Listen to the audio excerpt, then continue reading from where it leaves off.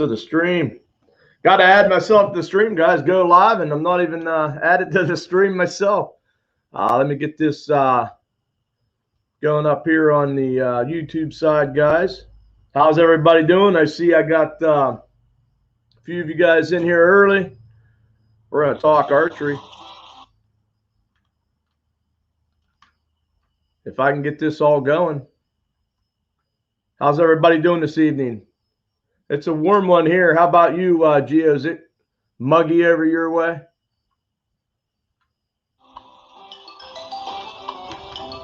Let me get my volume turned off. Judith and Dan's in the house. We got L&S Outdoors. I see Gio, guys, changed his name to Gio Outdoors. Capital O, capital D in the outdoors. City sticker. Chris must be driving at church. Be home in a few to listen. All right. We're going to be talking. We're going to be talking archery. We can talk trapping. Doesn't matter. As you guys know, Straight to the Point was unable to make his showcase, so we'll go ahead and shout him out and try to get some people working his way. But there's the guy I have added to the 1K list right there. Georgia Trapping and Fishing. You guys see him. Look over there. He just posted. He said, hey, Boxy and everything. He's at 978, guys. I know we can push him to that 1K. Glad Family Adventures in the house. Are you guys going to be able to go live? There's Coffee Outdoors, guys. Just got done watching a video of his. He actually posted a day ago making some bait of his own, and it's going to be fun to watch and see his trapping adventures and see if he doesn't get something on that bait of his. Yep, real muggy here in the trapping shed. I am sweating. You see I got my Wild Man shirt on. Got Bull Daniels coming in. L&S Outdoors in the house, guys. Check him out. He's been doing shout-out videos. He just posted a video on a review on the magazine called The Trapper. I actually get that for being part of the Pennsylvania Trappers Association. Yes, we are. It will be at 10:30 Central Time. I have no clue when that is Eastern Time. It'd be, I guess, 11:30, I guess. So I will be probably off to bed by then, but I'll try to stick around and get on your live. So, guys, Glad Family Adventures are going to go live 10:30 Central Standard Time. Hunting and Stuff with J&J. Hey, hey, how's it going? Nice to see you in here. Should be some good results. I think so. Sounds like it's going to be pretty good. Everybody saying hello to each other. That's good to see. L&S Outdoors, you're welcome, sir. As everybody knows, you got to have the content. You got to have people coming over there. It was just been a joy just helping people travel over to other people's channels and stuff like that. And I'd like to see it again tonight. I'd like to see Georgia Trapping and Fishing, Wild Man 307. Of course, I have everybody's down here. I'll go real quick while we're waiting for people to come in.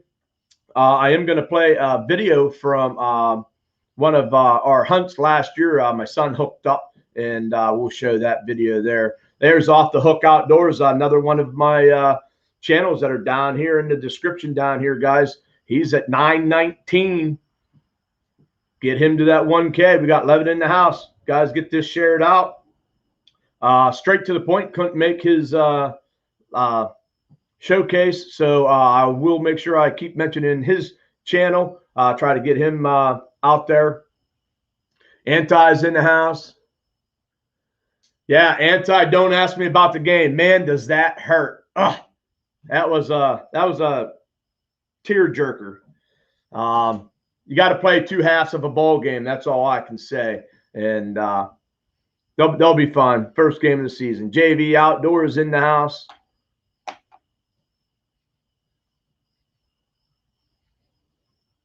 Georgia Trapping and Fishing. Judith and Dan said they saw the blooper. thought you were going to break the glass. I didn't watch. I seen it was up. I haven't watched the blooper reel though. I did watch some of your mail calls and the stickers that you're getting sent to you. Tina Ladybug in the house saying, hey there, Boxy and everyone in the chat saying hello. Off the Hook Outdoors. Yeah, he's a good channel to go hook up with. I see Mo Homestead just shared the video out, guys. She should be probably temporarily on her way in. She always likes to share it out, and hopefully I see we went from 12 down to 7. I'm hoping people are going and either hooking up with some of these channels or sharing this out. Evie's in the house saying, hey, Boxy. So real quick, I want to go over those that are down in my road to 1K. We got the very first one is going to be Wildman 307 Outdoors. He's at 983, guys. He's just creeping up. We got to get him to that 1K. Georgia Trapping and Fishing. You can see there, 978. We got G.O., and it's no longer Bushcraft and Outdoors. It's G.O. Outdoors. Capital O, capital D on Outdoors. He's at 843. We got Dark 30 Outdoors at 735. We have Off the Hook Outdoors 919. Sounds like he's at 920 now, at least. LNS just picked him up. Then we got Mark J. Larson's 541. Tom Keltlich, Everything Outdoors 547. That's going to be a fun race to watch them race to that 1,000. That's why I put them on here. 541 and 547, guys. Two great channels, two great guys, and we're all hoping that we can push them to that 1K as well. So real quick, if there is anybody that wants to come up and talk, it pretty much was archery, but we'll talk trapping. I figured next week we could talk a little bit of trapping as it gets closer. Yeah, I think it's a great change too. I know he was talking about it, and I think it's good that he changes it now before he hits that 1K, and he can work with that. Get everybody over to that Geo Outdoors. 14 in the house, I appreciate it. You know, hit that thumbs up. Try to get any of these guys down here if you don't have them. And A&B Outback Adventures in the house. How are we doing, Amanda? Good morning to you. Get some coffee. So real quick, I just wanted to start the evening off. We are going to talk archery, so I'm going to just show an archery clip. And we can talk archery.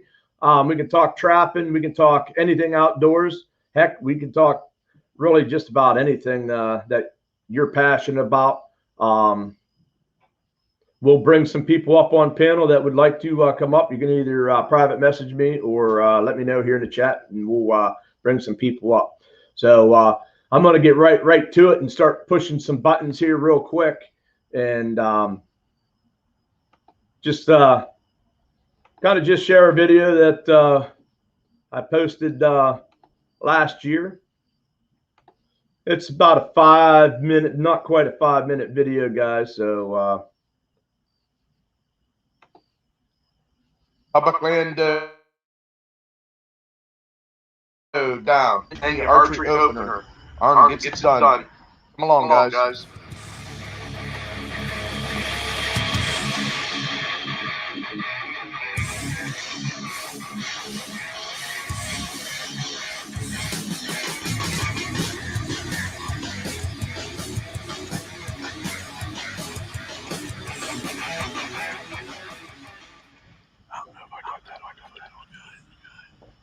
I just got up here and I'm just settling in. I had 3 deer gone through.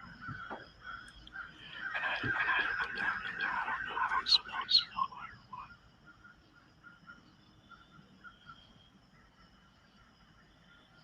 I've already seen 5 deer there and I didn't have my release. If I caught video, you'll see.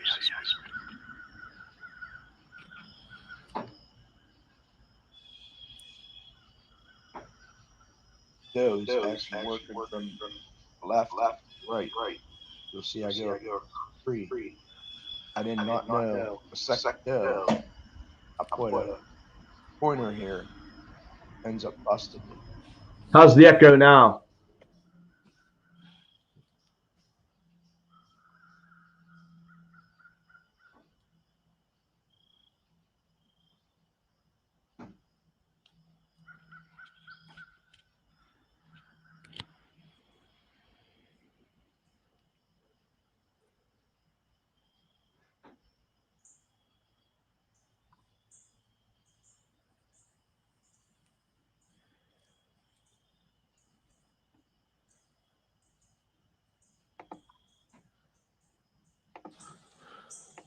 All right, guys. Just got a call. Arn put one down, so we're gonna go and look for this deer.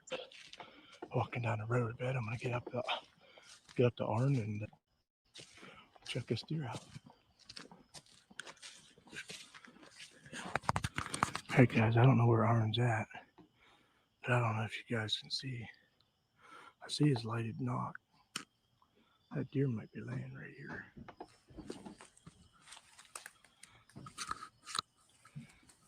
Echo's gone.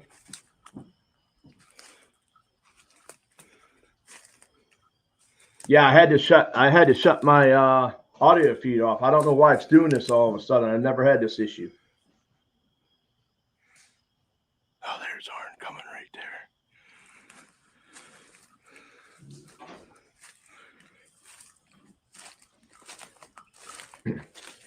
Yeah, I was multitasking.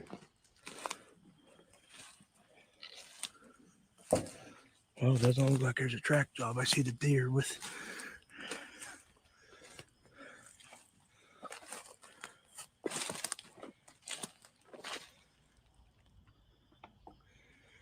Where'd you go? Where'd you hit her from?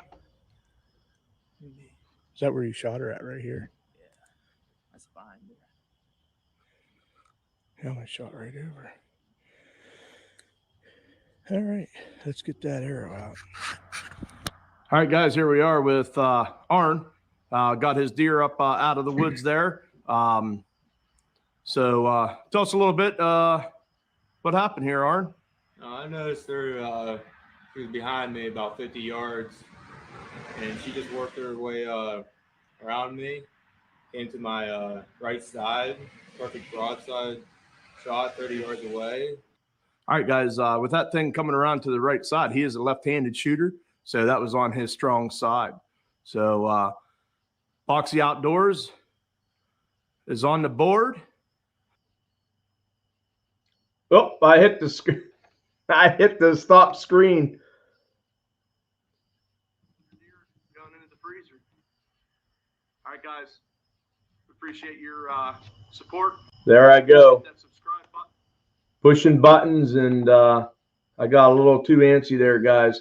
Not exactly sure why I'm echoing all of a sudden. I don't know if it's because I'm in this shed or not, but I may have to. I'm going to be bringing JV up here. I may have to go in and try and get those headphones again, but they, of course, aren't working, and JV's not sitting at his desk. There he is. I'm here. I'm here. Can you guys hear the echo now that I have JV up here? If so, I might have to run into the house and grab my headphones real quick. Yeah, I don't have two windows going either. I couldn't hear the echo after you fixed it. Well, what I had to do is I shut my audio off on my computer. But I was afraid now with you coming up on panel, what was happening last time was every time I share a video now, it echoes for some reason. Yeah. That's why me pushing buttons too, right? Everybody's talking about that. I was going to old Small Water Charters says it's like the Boxy Witch program.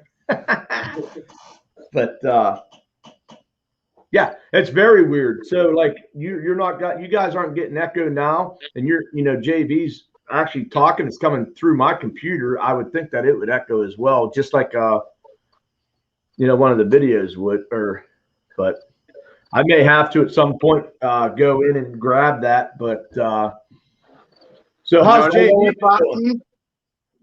I got. Yes, I got to get one of those. Yeah. I actually thought about getting one that is a USB port versus the like the 35 millimeter port, because those ones there, for some reason, they get kinked, and then half the time they cut out. Oh, yeah.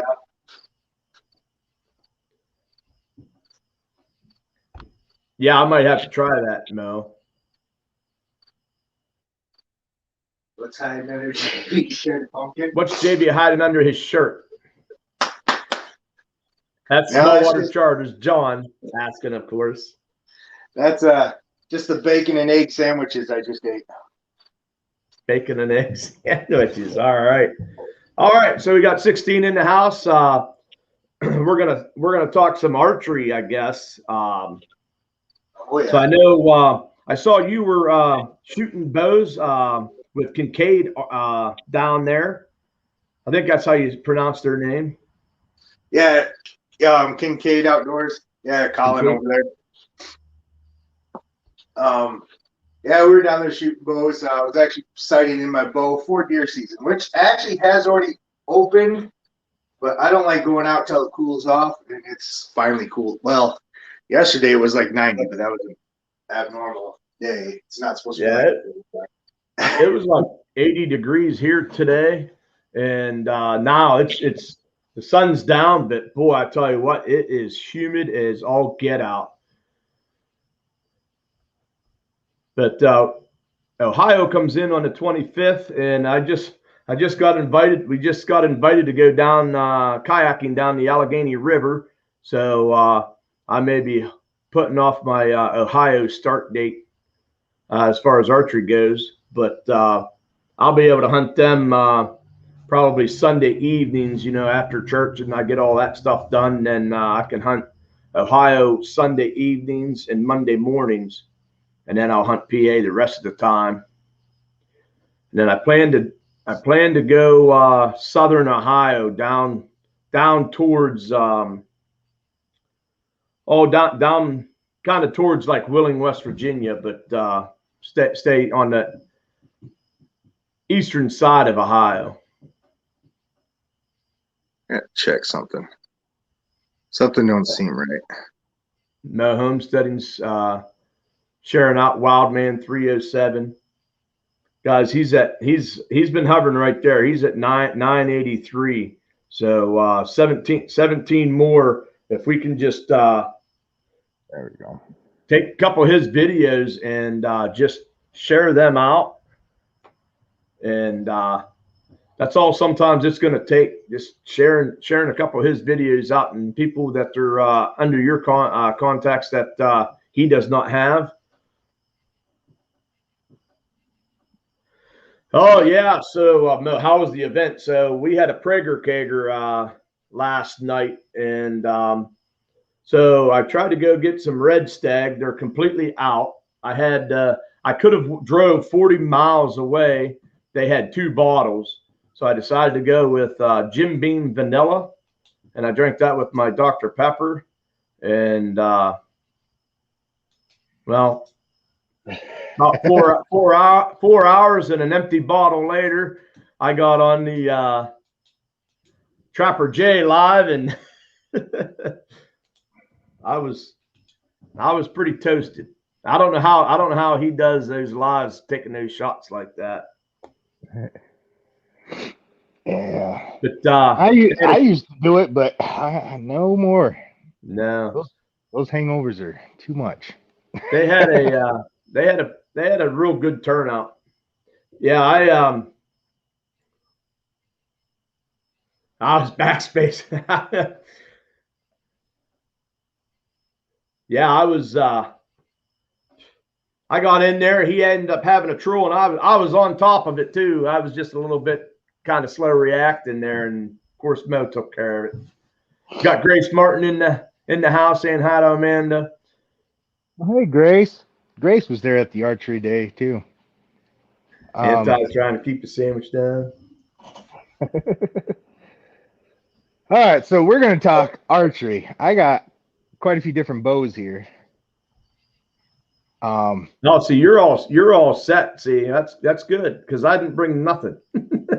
I thought you were going to do this next weekend, but then I like saw your thing pop up, and I was like, oh no, I got to throw this all together real quick. But I did. Well, the plan was next weekend, but straight to the point got a hold of me, and I was unable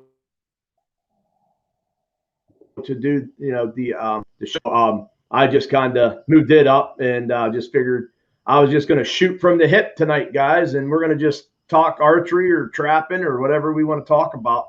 So anybody that wants to come up on panel, I welcome them as long as it's someone that I've known. I don't want to just bring up a random person not knowing who you are.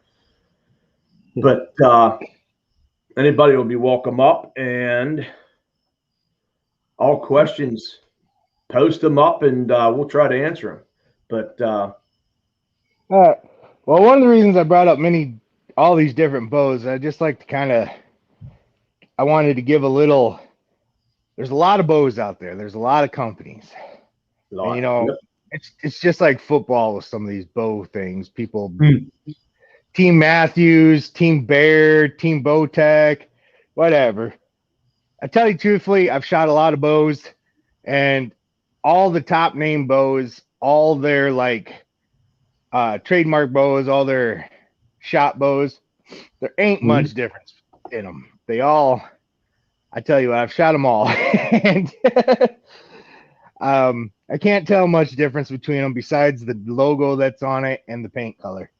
I go with Bear Bow just because Fred Bear was the original. He's the one who invented the compound bow. He started it all. Now, this one here. Welcome, Dredger MM. Oh, sorry. LNS is in here. I shoot an Obsession bow, Dredger. It's a compound, and then I just purchased a crossbow. It's a Carbon Express X Force, and we're going to try to use that this year. Nice. This one here is my daughter's bow. LNS is a Matthews Hoyt fan. Your daughter's bow? Yeah, this here, can't even remember. Yeah, this is the Bear Cruiser Light. This goes from 45 pounds to 45 pounds. It's perfect for kids or even somebody just starting out, especially if you have a small draw length. Northern Lights just asked what would be a good bow for an old granny. Right there would be a good bow. Right here. Kids and ladies, it goes from 45 up to 70 pounds. Probably has no. It goes from 5 to 45. 5 to 45. Okay, yes. And you can legally here in Pennsylvania, you can kill a deer with a 45 pound bow. Yep, us too. That's why it goes all the way up. I think most states are 45. But yeah, it goes from 5 to 45. I can't remember what the draw lengths are, but my daughter loves it. I think hers is set at 30, if I remember right. I can't remember what 35 draw length. City Sticker Chris shoots a Bear Status. We got LNS with a 10-point crossbow. Sweet. Nice. This was my old bow. This was a Bowtech. I can't even remember. It's got a bunch of cobwebs on it because it's been hanging on the wall forever. I don't use it anymore. But I keep it just because it's a memento. Oh, yep. This is the Tomcat. Yeah, I remember now. Yeah, this is my old bow. I used it for years. You can see I don't even have the leather on there anymore. But this thing kills a lot of deer. This one was dual cam, but unlike most modern day bows, to adjust draw length and draw strength, you had to buy where are they? Right there. There's these little implanted like discs in here, and to be able to change your draw length and draw weight and all that stuff, you always had to buy these little extensions. Yeah, the little And modules. Yeah, and it changed your length and your draw weight for you. The great thing about modern day bows is most of them now are adjustable in the cams itself. So this one is a single cam. It's got the round wheel. It's round wheel on this side, and then the single offset cam on the top. But I don't know how well you'll be able to see that. You can see the little dots in there and the little Allen wrench holes, and you could adjust that. And then down, and that one I think would be that would be your draw length, and then these two in here would be your draw weight. Gotcha. And you could adjust them however you want. And I loved this bow. I had this one for a long time, Authority. I actually took this one, and Grace Martin's son, Mike, was actually shooting this, and he was loving it. I thought he was going to try and buy it from me that night or that day. But Dredger, yeah. we can do either or. I mainly tree stand hunt, but I am always open. If I have a deer that I can get stocked up on, I would definitely try to do that. I'm not so nimble, so trying to be sneaky in the woods isn't kind of my forte. But I would definitely try it. I think it adds another element to the hunt. Most bows will outshoot most shooters. I believe that to be a true statement. So do you like the single cam? Do you like the double cam or the dual cams? Is there a preference you have, JB? I actually was loving the single cam until I got my new bow. Right. A couple years ago. This is the 2018 Bear Legend. That's a Kuma Legend. And this is a dual cam, and it's adjustable on each cam. This actually, I think, goes all the way from 5 pounds to like 90. And the draw length, I think it goes all the way up to like 32 inches. You can go up to with the draw length. But even when somebody commented on my video from Kincaid, first thing they said was, for one, I can't believe how quiet that bow is. Right. And two, the back wall on this thing is so awesome. And if you don't know what the back wall is when you pull your bow back, there's a little give in there that before it starts to really pull hard back towards the bow. Right. And I can hold it in that spot forever. And it does not hurt at all.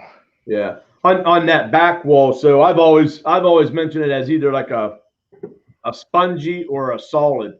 When you can draw it back and you can just hold it right against that back wall, and you can't really go any further. I mean, it's nice and solid, and you can just hold it, like you said, you can just hold it there. So Gio says he mostly hunts from a blind. Climbing trees is for squirrels.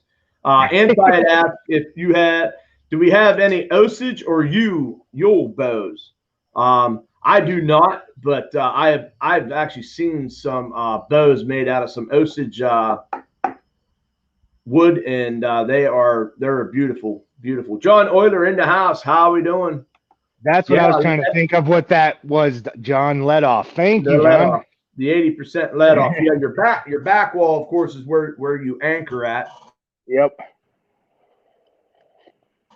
I couldn't think of what it was called. Over the cams, you got the valley. The valley is actually between.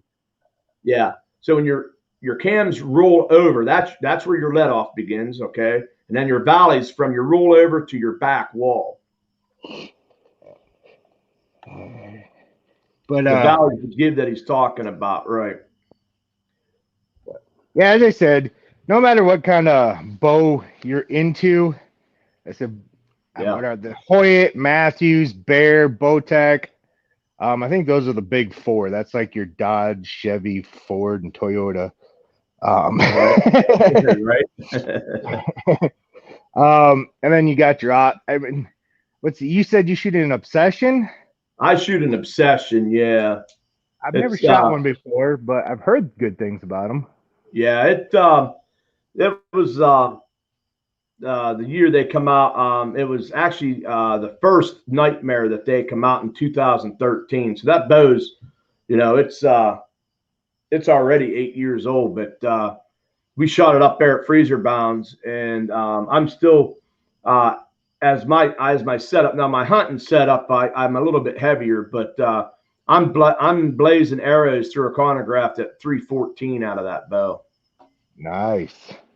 So it's it's a speed bow. It's a nice target bow if you do like indoor shoots, but you can set that thing right up for an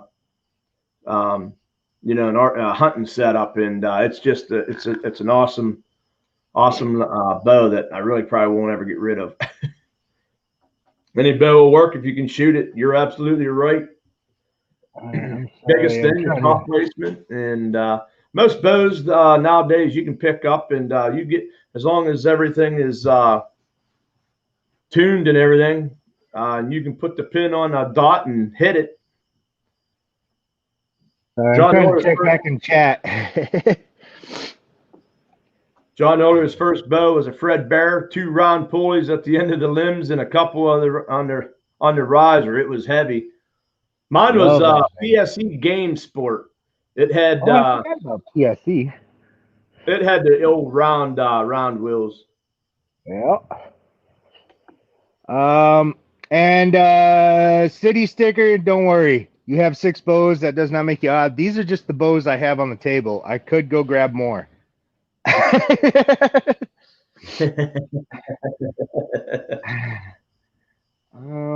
gotta pull the sleeves. I'm sweating like crazy out here in this trapping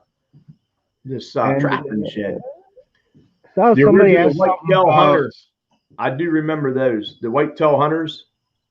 Oh yeah, those were big deals. Mm-hmm. I thought somebody said something about spot and stock. The only time I really spot and stock, maybe if I go West River, I'll spot and stock because there's no trees to hide there anyhow. Mm-hmm. But one of the things I like to do is out at our place, we have corn and bean fields. Well, deer like to bed in soybean fields. Mm-hmm. And so sometimes at like noon or something like that, I'll go walk the soybean fields. And every once in a while, you'll pop some deer up. And I've actually gotten some decent bucks doing that. You just kind of will slowly walk, always ready to draw, because every time they pop up, they never just straight run off. They'll always pop and stare at you for a second. Right. To figure out what's going on, because you just woke them from sleep. Because, I mean, how are you when you just get woke up from sleep? It takes me a second to realize what's going on. Right. Stagger around and Freezer Bounds Outdoors coming in. How are we doing this evening? He has 2 new kids' bows. He's trying to figure out he's going to either donate or he's going to do a giveaway. Try to give some couple kids' bows away, it sounds like. That's awesome. Popular bow back in the day. Shot aluminum arrows with wasp broadheads. Oh, I still see people shooting aluminum arrows. I don't know why. Mm-hmm. I don't. I finally kind of broke down and made the switch. I always I think there were 22-16s is what I always shot. Check with Forester Service. They often have a place to give them to the kids who might have lost everything used to take stuff to a local place. Total Impact Outdoors in the house. How are we doing? We're talking archery. I know Total Impact. I know they do some archery hunting. Which bow of all those has taken the most? I've killed the most deer with this one right here. I had this one for years. This here is the Bear Authority. I said I just got the Bear Legend like 3 years ago. I had this Authority for years, and so I've taken a lot of deer with that. That one would be the most I've taken with it, and you can actually tell it it needs some work done to it. I need to take it to the shop if I ever want to sell it or anything, because Right. I have beaten that bow up. Frontier Survival in the house. I got all kinds of bugs flying around me too now. I got ladybugs. I got flying ants or something. Yeah, freezer bound. Go Browns. You just wait. That was first game, and they decided to play 2 halves, and better watch out. They gave the Chiefs fits. So yeah, that Kelsey and that Tyreek Hill, man, I'm telling you right now, they're hard to stop. That's a Browns fan right there. He can't even spell his own team right. That wasn't me. That's Frontier. He's a Stiller fan, or I mean, Freezer Bond. They're Stiller fans. Oh, Outdoors with Chris Garcia. How are we doing this evening? Nice to see you in here. We're just talking archery, just kind of shooting it tonight. Straight to the point. Was unable to make it in here for his showcase, but we are going to still kind of share him out. And if you see right down here below on my ticker here, I have several channels we're trying to push to 1K. Wildman 307's at 983. We got Georgia Trapping and Fishing at 978. Geo Outdoors 843. Dark 30 Outdoors 735. Off the Hook Outdoors at 9819. Mark J. Larson 541, and Tom Keltlich Everything Outdoors 547. Total Impact says I used to inherit aluminum arrows that my cousin didn't want anymore. I was shooting 23-16s because he was shooting 85-pound Carroll Intruder. Wow, that's a beefy bow right there. Yeah, man, I haven't even seen. Our shop doesn't even sell them anymore, so we're almost there. Freezer bound, sweet. City Sticker Chris says his PS3 3D Dominator killed the most for him. His friends started calling him the meat stick. Yeah, I didn't watch the game there, Greg, but I don't know how they pulled that game out. I was surprised at the outcome, to be honest with you. Yeah, there's a lot of people getting close to that 1,000. That's pretty cool. All right, Outdoors with Chris Garcia says, so who do I need to subscribe to today? Drop links. Yeah, if you watch my mods are dropping links. Wildman 307 Outdoors and Georgia Trapping and Fishing and Off the Hook Outdoors are all in the 900s. So get those guys, support them up. That would be awesome. Frontier Survivals at 8. Are you at 831?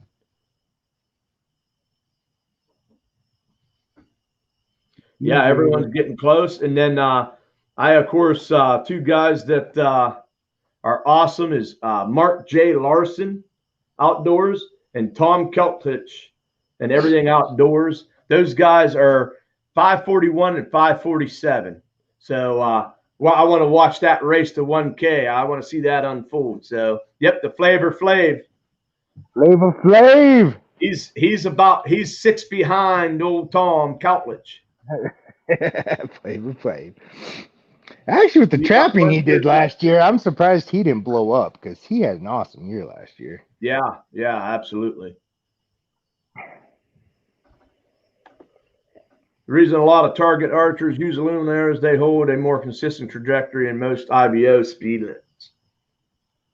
Yeah, I mean, aluminum probably still has its place in archery, but I'm not sure so much in the hunting woods. Yeah, they bend way too easy. Way too easy. Yeah, especially with the poundage we shoot nowadays. Yeah. Yep, that's what John said the same thing about the same time you were saying. Right. Unfortunately, aluminum arrows bend easy. Easy, yep. You had to watch pulling them things out of 3D targets too. Yep. Last bow I want to talk about is one I just got in this year, and actually this is from Kincaid. He got me into this. I haven't Yeah. bought any of things with, but I've always wanted to do it. This is a takedown bow. Mm-hmm. This is the Samick Sage recurve. I have been shooting it, and I'm getting pretty good with it, but I think I'm going to buy a whisker. It's got an attachment. I can put a whisker biscuit in it, so I think I'm going to. But I bought it. I think this one has 45 pounds on it because I bought it the lowest weight that's legal. But I think I'm going to start upgrading it because I'm getting a lot better with it. The reason I bought it, though, is it is a takedown bow. It's a survival bow. You can pack it easy, and it doesn't need any wrenches or anything like that. It's just got these knobs you turn, and you take a bowstring off, turn both these knobs, take off the limbs, and it packs away real easy. So for all you traditional bow guys, and you're looking for a budget, I think this is $130. Shit. Right. Actually, I think Greg's got one of these too. I know Fraser Brown says he shoots Samick Sage, and Geo Bushcraft says he has the same bow. So that there you go. That. And you're right. So there's Judith and Dan's sharing out Tom Keltlich and Everything Outdoors. Here's something I want to ask you, Boxy. What kind of broadheads do you use? Well, I use two different types. I like the Slick Trick. I shoot the 4-blade 100 Slick Trick, and then I will shoot the Nap Kill Zone if I shoot a mechanical. Awesome. But I have over the years started out shooting a head called Swarovski, I think is the name of it, and found out that those things there, even when you'd shoot a deer, if you hit bone, it would bend the tip on it. City Sticker Chris says rockets. Nice. Freeze around straight 8, old school, super heavy, 250 grain. John Euler, 2-blade Rage in the Cage, Unleash the Beast. Tato Impact, Grim Reaper. But I did the muzzies. I did the muzzies for a while. But what I liked about the Slick Trick is they're almost like a muzzy, but they were carbon steel ferrules versus the aluminum ferrules, and those things just keep beating. Just never had to change out. Just change out blades. The heads were fine. Sharpened with the stone. Well, that's true, Freezer Bound. I like the Muzzy hybrids for deer hunting. The reason I like it is it's got 2 blades that are fixed with a little bit over an inch cut, but it's also got 2 blades that are mechanical. And they're a cam. Yep. And there I get over a 2-inch cut. So even if the mechanical fails, I still get the 1-inch cut. You still got that 1 in it. Yep. And the one thing I like about it is I can take the blades out that are the fixed ones. So it makes it easy to sharpen, and I can reuse them every year and keep the blades sharp. Okay. With the fixed blades. Now that's what I use for deer.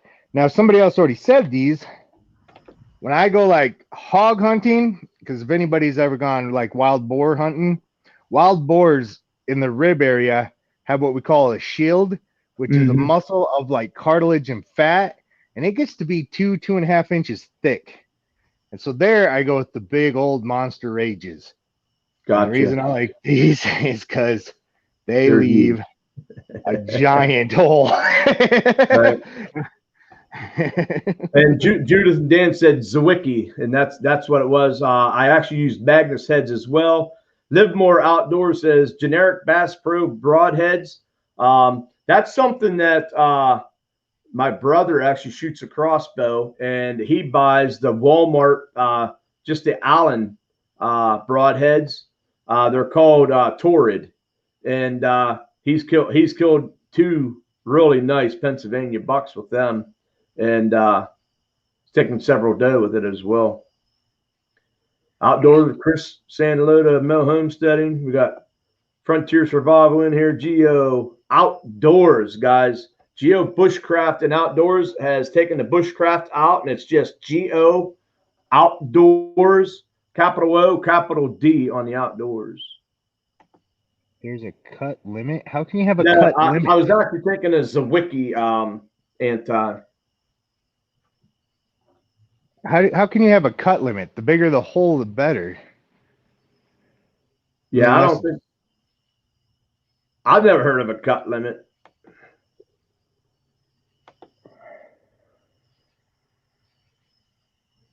No saying hello to everybody. I'm glad my birds all come home when the sun sets. That's Northern Lights. Let's go outdoors. Yeah, and I think that's what's cool about that. It's go outdoors. And, that is pretty cool. Talking with Greg, that's what he was thinking with when he got, because the GO still is his signature and of course his name, and then but when you look at it, it says go outdoors. Oh, a minimum cut. Yeah, okay, that makes a lot of sense. And I believe that's okay. Minimum city sticker Chris is saying minimum is 7/8. I know a lot. I think those slick tricks that I shoot, they're an inch and an eighth is what they are. Nice. Look up Buster Broadheads, 2 3/4 inch hole. Livermore says he believes in Pennsylvania, if you hunt elk here, you got to shoot with fixed blade. I do know a lot of places do that. See, I don't get that. The reason, I mean, I get it because a mechanical blade can fail. That is true. I've seen it happen. But the only thing I don't get about that is when you're practicing with a field tip and then you switch over to your broadhead, mechanicals religiously are way closer to your field tips than a fixed blade. With a fixed blade, you pretty much got to re-sight the whole thing in. I've never gotten. Yeah. Outdoor with Chris Garcia said he shot a hog with a 50 cal. Old Bull's got that 50 cal. He can do that. We had them in separate areas until today, so we had to just train them to where they were supposed to sleep. That's her rare chickens. Put them in the coop with the others. Buck blasters. John Order says, teach them chickens how to jump into the frying pan. Exactly. I don't know nothing about different kinds of chickens. I just know they all go good with gravy and mashed potatoes. Freezer Don says it also depends if you actually can hit one.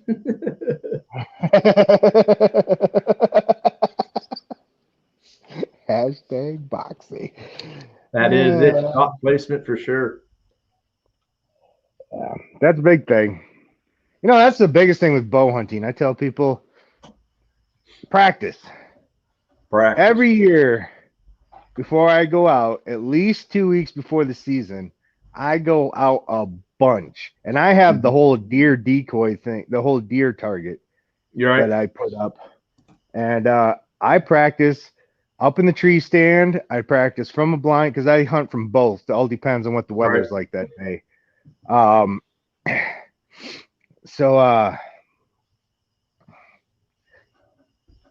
Oh, we got new people coming in. Haven't heard what we're talking about. But let's see. What broadheads, fixture mechanical, the swag. That's what we were just talking about. We had a bunch of several ones. JB shoots the Muzzy hybrid. I'm shooting the slick trick, or I will shoot, if it's mechanical, I shoot the Nat Kill Zone. Monica Tay, Monty Arts, how you doing? Happy Sunday. Thanks for coming in. But yeah, I shoot a hybrid. It's a fixed and a mechanical. That way I always know I'm going to leave a hole. But with Mike, mechanical, I get an over 2-inch cut. With the fixed, I get just a little over an inch cut. So I do a hybrid of fixed and mechanical, but I love those hybrids because they stay really true to the field tip. Yeah. So hey, John Euler, what Freezer Bond isn't telling you is old City Sticker Chris and I went up there and we did some shooting with some the gauntlet that they have up there, and as we call ourselves the away team, we did do some pretty good shooting up there. Chris actually had the most points. So there's Raymond Williams sharing out Georgia hunting and fishing. Big shoot next Sunday, Boxy. You in? Next Sunday? I can't do Sunday. The Schwag shoots a $5 fixed Allen from Walmart. They work for me, killed me, never had a reason to change. I just got done saying my brother shoots Torrid. They're the Allen head that it kind of looks like a nap.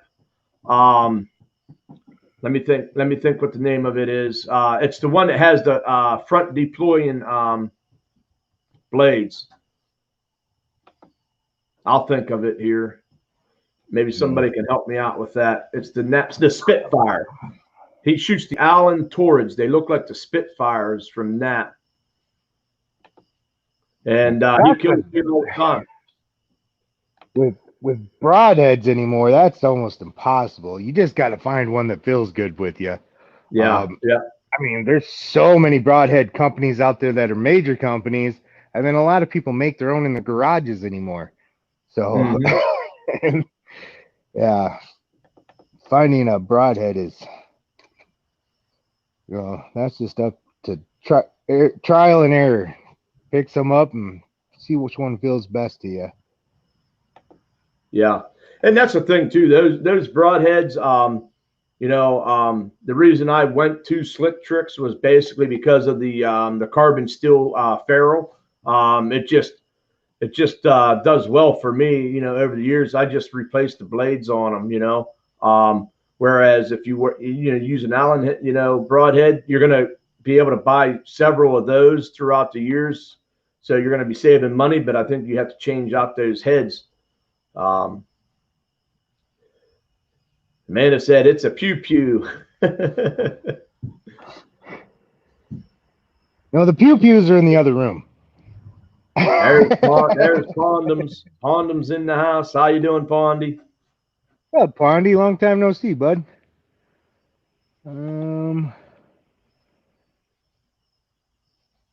Everybody saying hi. Northern Lights changed her avatar. That off the hook was coming up here. Same thing, JB. No, there's a big difference between bows and pew-pews. At a pew-pew, I can take a deer at 600 yards. With a bow, I usually don't take them, unless it's a giant one. But usually I want them at least 40 yards or closer just to make sure I get a good hit. Right. There's Jakey Crack coming in. Guys, if you saw, he just got his spurs back. He's all excited now. Then we got Bob Preston in here. Right there off the hook, if you want to pop up on here, we're talking archery. Freezer Bound won a gun yesterday. He's super pumped. Awesome. Nice. All right, Amanda, you're right. I'll leave you alone today. Let you know where Pondy's been hiding. Yeah, Pondy, I haven't seen you in forever. Saying hello to everybody. Glad Family Adventures. Do you really want to go there, JB? That's coming from Amanda. She's a little grumpy lately. She's given up a bad habit, and she's only on like day 3, so she's in the grumpy stage. Get up here and show your face. click that link right there. Get up here.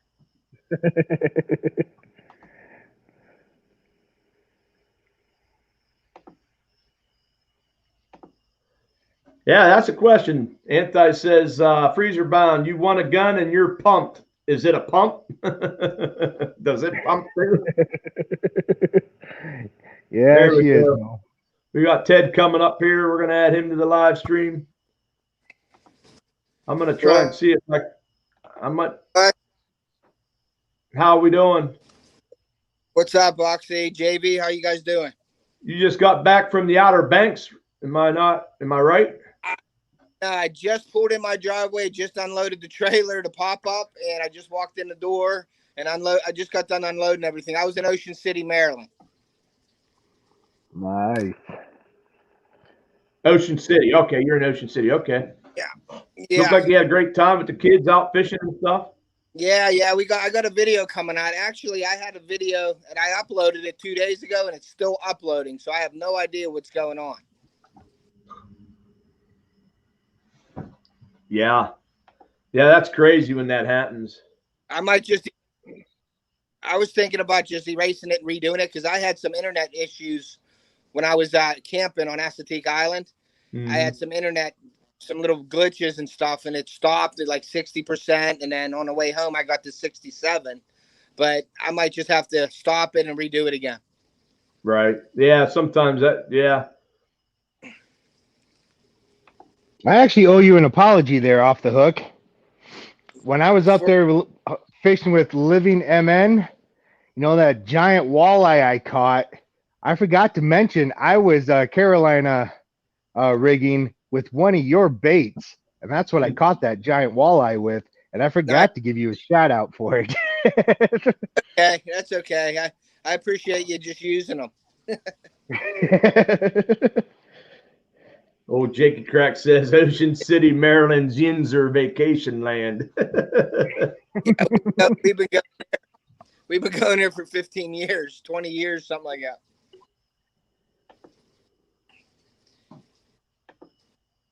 Bob Preston's won 2 guns a few weeks ago. Hawa Game Pro 300 PRC and a Thompson Center 6.5 Creedmoor. Nice. Wow. Nice wins right there. There you go. Make Thompson Centers? What's that? That sounds like the kind of prizes JV gives away.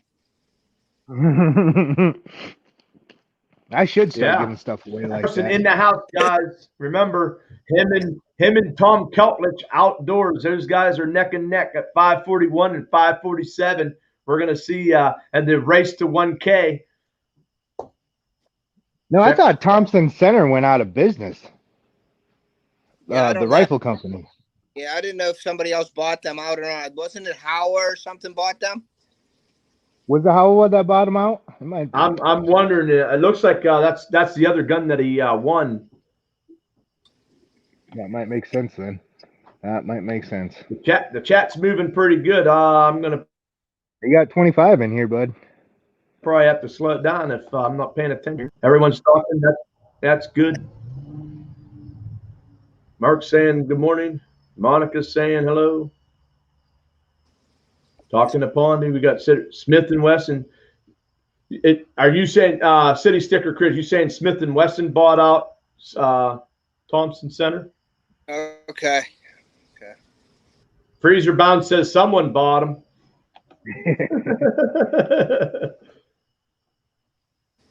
Flavor Flav. What up, Mark? Flav in the house.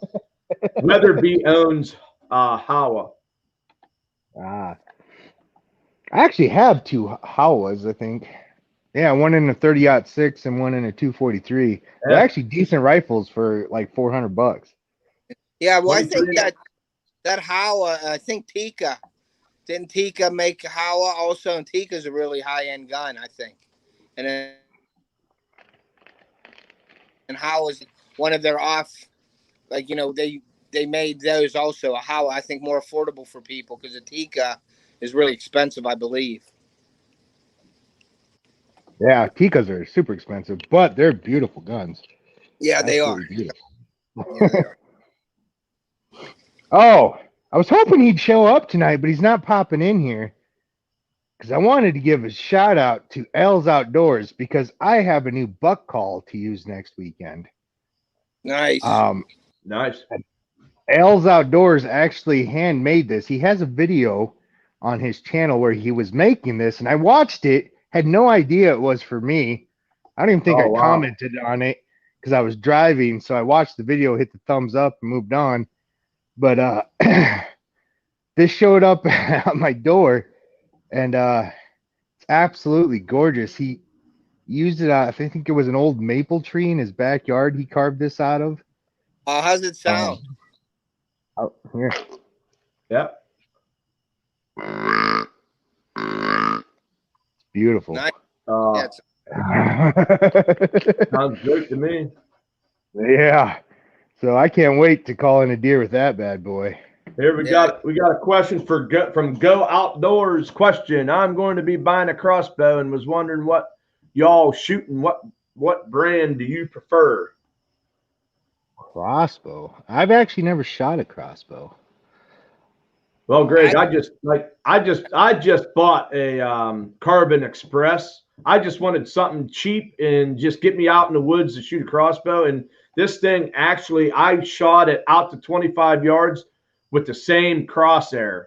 I can shoot it from 10 to 25 yards on the same crosshair, and it's called an X-Force blade.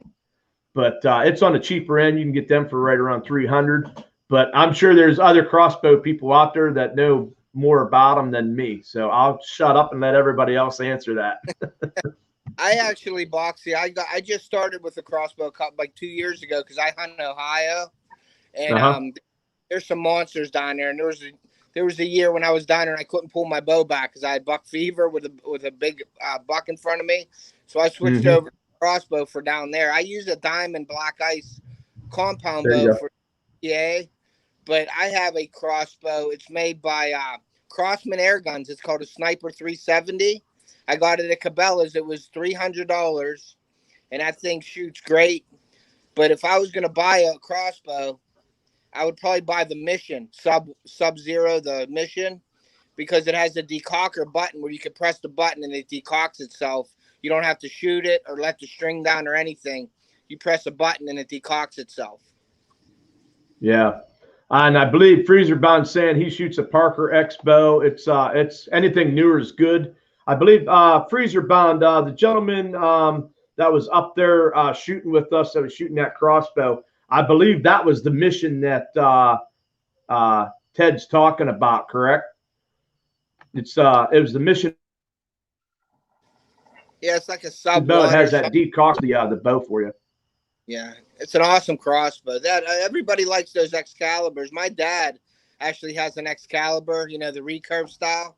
But I think they're kind of loud. Yeah, they almost sound like hollow, and they got like a real loud thump to it. I mean, they're great bows; they're indestructible, but I just think they're a little bit loud. Yeah, I have a good friend of mine. He swore by the Excaliburs, the recurve. His biggest point on the Excalibur and that recurve limb is the stored energy that you get out of those. For whatever reason, he felt that they were the better option than the actual compound style crossbows. But from what I got, Greg, to answer your question, I actually got it from it's called Autumn Addiction Archery off of Route 5 in Ohio. I actually got a deal. I got it for $200. Somebody traded it in on a new one,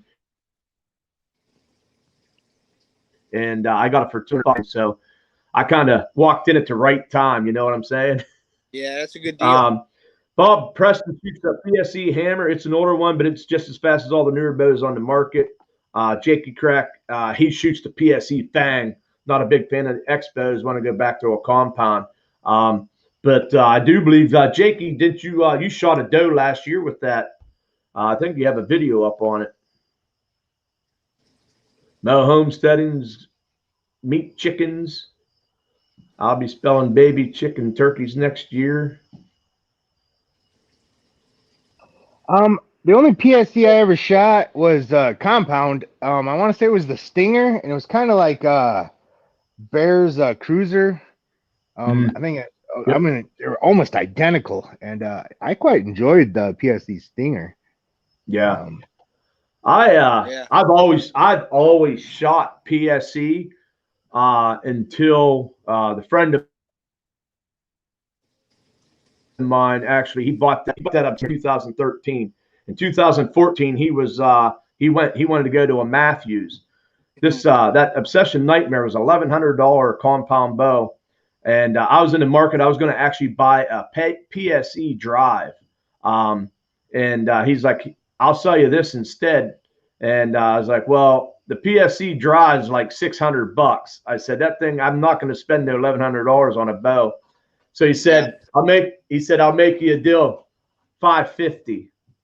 Well, I didn't even think second, man. I said sold. It shoots it's a 60-pound draw, and now my draw length is just over 29 inches, and like I said, I can blister them arrows at 314 off of a 60-pound bow. Yeah, the more draw length you have, the faster. 28, 29, that's doing something with a bow. With that length, you get them people with 30, 31-inch draws. That's a longer break, and it really sends them arrows too. So if you're shooting that fast with a 29-inch draw, that's doing something with the bow. All right, honey, be careful out there. Don't shin yourself. And don't be fly kicking no wood. Think of Gus. Midmore thinks John Dudley shoots a PSE now. Mo Homesteading just a little bit ago, if you guys missed it, she said, make sure you guys are trying to check out these channels that are scrolling across the bottom. We're trying to get those guys to 1K. I want to take a minute. We got 23 in the house right now, guys. If you already have these channels, please do me a favor. Just grab one of their videos and share it out. If you got a community tab, share it out on some of your other social medias. We got Wildman 307 at 983. Georgia Trapping and Fishing 978. Geo Outdoors or Go Outdoors 843. Dark 30 Outdoors 735. We got Off the he was at 919. And we got Mark J. Larson. He's in the chat 541. And Tom Cutledge, Everything Outdoors 547. Jakey Crack brought last year's furs back. He's really excited for the season. There's the link to that. Guys, go check that out. Yeah. Go ahead, Ted. I'm sorry. No, that's okay. I didn't want to interrupt you. I just wanted to give a compliment to JV. I saw his bow video when he was shooting his bow. He can shoot a bow, and that bow is whisper quiet, man. That's a really nice bow he shoots, and he can shoot a bow too. Right. Well, thank you. Absolutely. I do practice a lot. That is, I said, that's with bow hunting. I said you can buy the nicest, most expensive bow out there, get the best broadheads, best arrow. If you don't get out there and practice, you ain't gonna be able to do nothing with it. Yep, practice. Yeah. And like freezer and shot placement comes through practice. Yeah. Exactly. Yeah, so here's a question nobody's asked up here yet, and I saw when you held up your new bow there, JV. You might know it, you might not. I'm not sure, but what is the brace height on that bow? Because of course, brace height. With a newer archery, newer archer that's going to get into compound. The bigger your brace height, the longer your brace height, the more forgiving the bow is. Yeah, no doubt. So, just to remember that some of these bows, where I know mine's just over 6-inch brace height, but if you can get something between 7 and 8, it's a lot more forgiving. Yeah. A lot of your shorter bows are like less brace height than them longer bows. The longer axle to axle gives you a better brace height than the shorter compact bows. Yep, Jakey, we're talking about practice. Ramsey Country's coming in saying good evening, boys. He's driving home from Kentucky. No luck, but had a good weekend. If you guys don't know, Ramsey just got a lease down there in Kentucky. He's going to be doing some hunting down in Kentucky this year. Cool. Ramsey, you going to be doing any lives from the tree?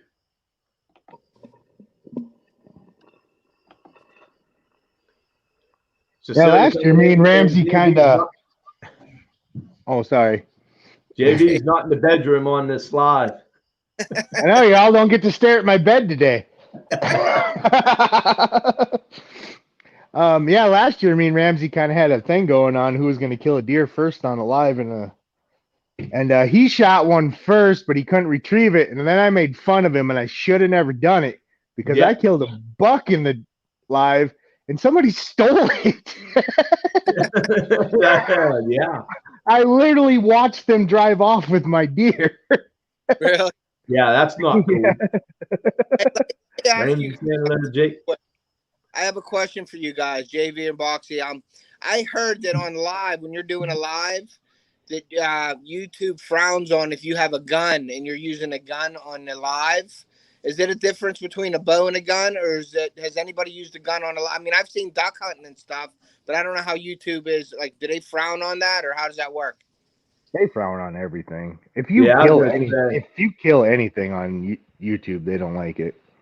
Okay, yeah, because I was just curious because I heard that if you have a gun video, they won't put it up or they'll penalize you or something for it. I didn't know how that worked. Oh, they'll put it up, but if you're monetized, they'll demonetize the video. They'll demonetize is what they'll do. Yeah. So Judith and Dan, of course, always coming in with great either advice or backing up some things that we're talking about. So, your brace height. The reason why a larger brace height is more forgiving than a shorter brace height is the fact that the arrow spends less time on the power stroke. So it's less time to mess up with the higher brace height. So basically your arrow is coming off the string a lot sooner with a bigger brace height, therefore letting your arrow kind of freely go out your bow. Makes sense, yeah. I call it's another green screen JV room. So here's a question I got for everybody. Mo's talking to the old boss, seeing if she can bring in one this year. Talking to Northern Lights. This is something that I kind of went with. I was actually doing it. Okay, Livermore's got a question here I'd like to get answered first. Anybody hunt with a back tension release? This is something I tried. I do not. I did, and I hated it. I changed to a thumb. I use a handheld thumb. I use my thumb so I don't punch the string, but I can't. I tried the back release, and I don't like it. Yeah. I use wrist release all the time. I like having it because I had one of the grip one. I always lost them, so I got the ones you hook to your wrist. I did try a back tension release when we were doing a little bit of indoor shooting at like dots, shooting dots, and I did actually kind of I think I could get into it in that kind of a situation, but in a hunting situation, I'm too nervous to do that, so I stick with my Scott Wildcat release. Yeah, I have a True Ball. The True Ball, yep. And Toto Impact though says, yep, he Stan Black Pearl DS. Ramsey's telling Frontier he had a great weekend. He's hunting Lawrence County on eastern Kentucky. Target, shoot, back tension, hunt with Scott, single caliper. That's exactly what I shoot. Exactly. It's called a Wildcat. Liv Moore's saying right on Toto Impact, so he's a big fan. He also shoots a stand shoot off thumb release as well. Yeah, Lidmore says it feels more natural to him. I think if I practice with it and I think I'd be fine. True Ball BT Gold. So what my question was going to be is on site, the sites that everyone uses. So of course you got your 3 or 5 pin fixed sites, and then of course you have your adjustable sites. You got pendulum sites. I actually moved to an HHA 1 pin slider. I didn't know how I was going to like that because of the different yardages. I didn't want to have to be messing around with that, but it gives me a clearer picture. And what's nice, because my bow is so fast, I have a lot of forgiveness on yardage. So I can shoot. I usually set it on 25. I can shoot out to 30 yards without having to worry about adjusting where I put my pin. Yeah. Yeah. I use a G5 sight. It's a 4-pin sight. And I switched back to a 4-pin. I was using a single pin for a while, and I just didn't like messing with it when the deer was coming in. I just didn't like moving and trying to maneuver it. So I went with a 4-pin sight, and my bow's pretty fast. I can use 10, 20 yards as my first pin, and then probably 30 I got you, Mark. to 35, and then the rest is I got a 40 and 50, and that's it. All right, guys, we're gonna spice up the live here, and we're gonna bring up on panel Flava Flav. Oh, geez. That's why I was holding you in the back room. I wanted to make sure we spice this thing up. What's up, brother? How you doing, bud? Good. What's up, Flava Flav? How you doing? How you doing, JB? I'm gonna get you back someday, JB. You'll never get me. What kind of sight you got there, JV? This is the Trophy Ridge Havoc. It's a 5-pin, but this is the Havoc React Pro. The reason I like it is because once you have your 20 and your 30 sighted in, your 40, your 50, and your 60 are automatically sighted in. You don't have to sight those in themselves. Okay. Is that one of the ones you just do you put a tape on that, or one of those tapes, or is that a movable sight? Yeah, it's a movable sight. So once you sight the 20-yard in, do you put the tape on it and it? No. Oh, it's got all the pins. All the pins move themselves. Oh, okay, yeah, I've seen that. You're right.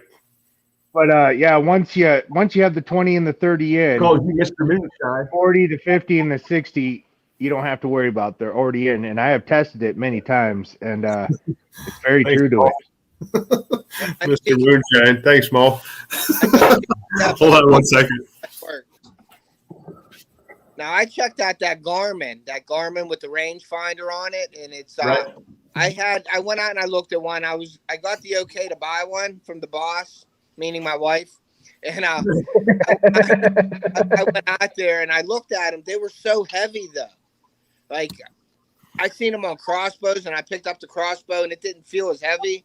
But when I put it on a bow, when I tried it on a bow, it was too heavy for me. It looks like a great sight, and you don't have to mess with it or worry about it. You just pull up, put it on the deer, and shoot after you get it sighted in. But it was just so heavy. I didn't like it. Right.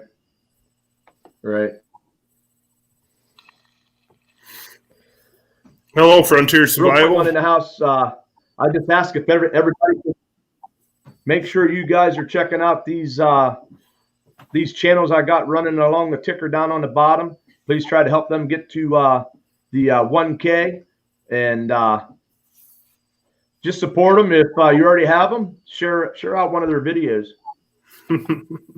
We got Liv Moore's early for bed. It's bedtime for him. He's roofing with his big bro tomorrow. Have a good night. Take it easy. Appreciate you coming in, and we'll be watching for some archery videos maybe from you, Liv Moore, and then of course trapping season's right around the corner. Pondy say. Don't forget thumbs up, everybody. Hit thumbs up. Share this out. Come in and chat. So, Cecilia, Mark, Cecilia, you want me to show off my new addition here? I put a bobcat up back here. Oh, you got okay. I do see the bobcat. Nice.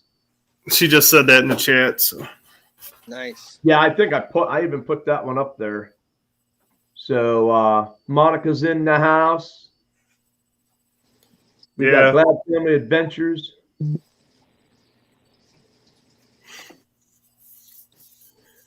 Yep, Glad Family Adventures is used to be Ellie Belly. She's still Ellie Belly. Still Ellie Belly. Her channel name is Glad's Family Adventures, and they are in Alaska now. So took a while to get there, but they finally made it.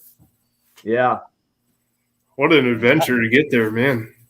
Have a good sleep there, Gio. Get back out in that truck and give us some advice.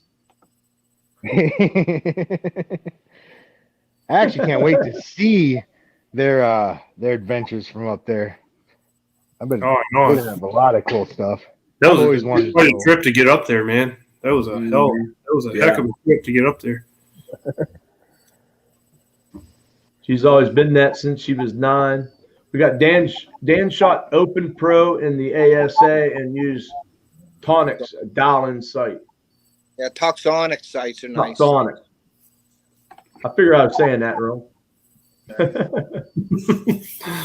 Well, look at that. Thanks, honey. Thank you, Monica. Much appreciated. Didn't have to do that, but we do got some flavor up here now. Flav. I'm right back. I go grab some more coffee. Ellie Belly's Pondy's sister.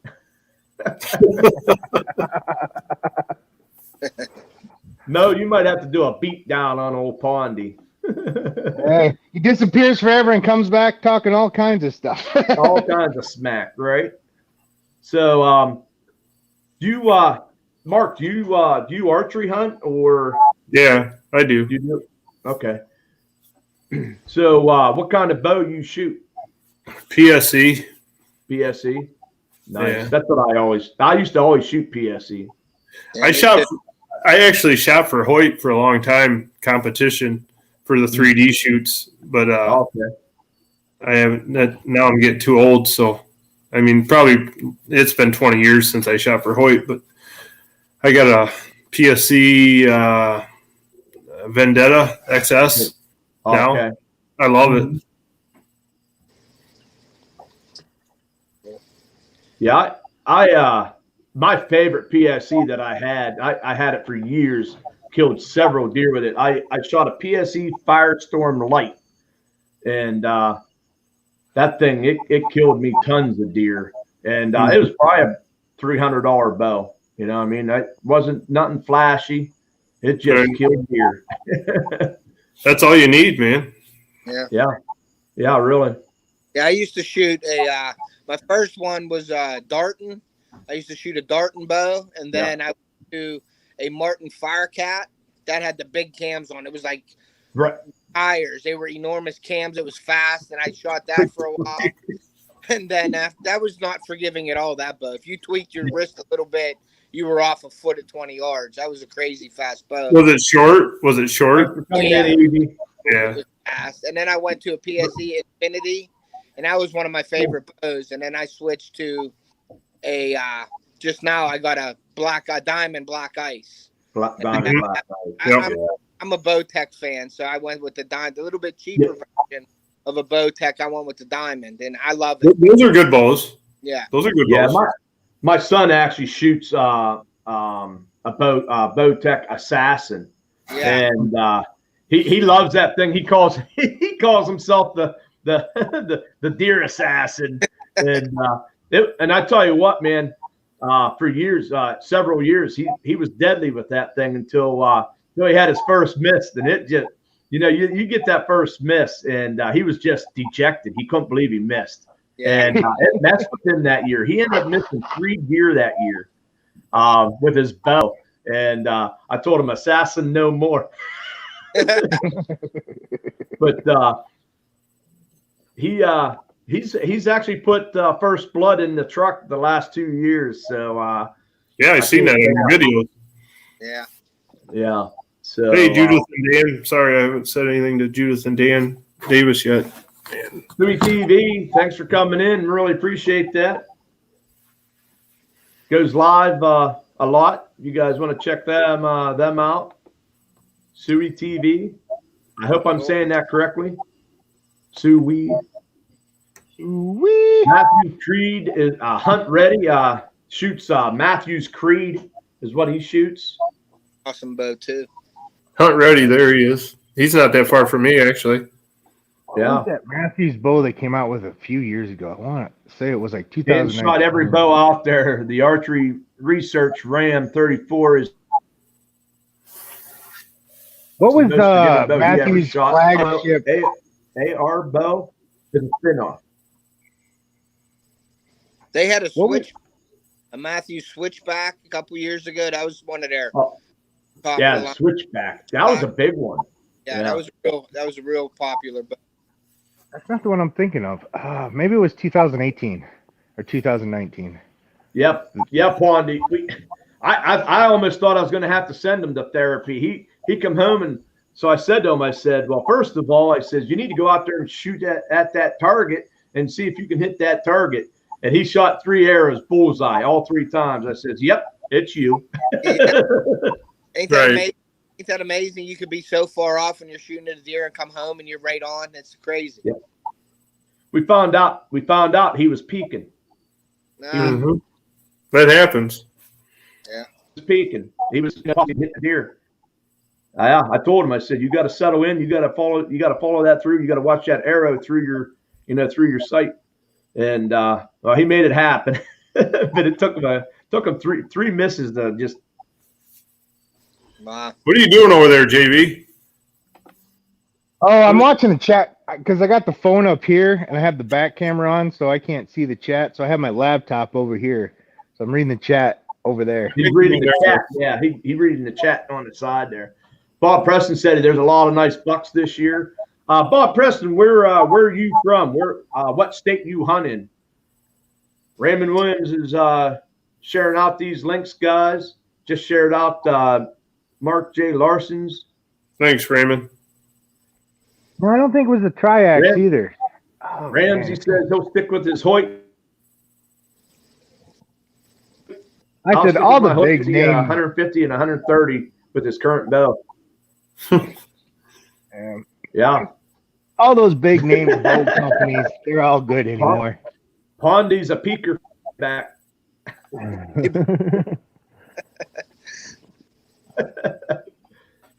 Yeah, on the way to a deer, absolutely. Our old arse model. Thanks, but no thank you. I don't want to ruin your new business. Okay, so he's from PA. Burgettstown, PA. Not far from me. He's only about 30 minutes from me, 40 minutes. Oh, you froze up. Is that right down around the Pittsburgh area? Then I'm taking it. Washington County, that way, down towards that way. Yeah, it ain't too Washington far away. County. Yeah, it ain't too far away. It's only like 40 minutes away. I used to hunt pheasants. Oh, did you see what Jakey Crack put? I've been eating for JV to start dancing. I've been eating for JV to start dancing at any minute. I thought he was. He meant waiting. He meant I've been waiting. He thinks he's DJing over there. DJing. Actually, me and Amanda were coming up with dances for each one of my lures, and the jiggling JV is this. Yeah. And then the boodleish. You're perfect, man. You're doing it. Okay.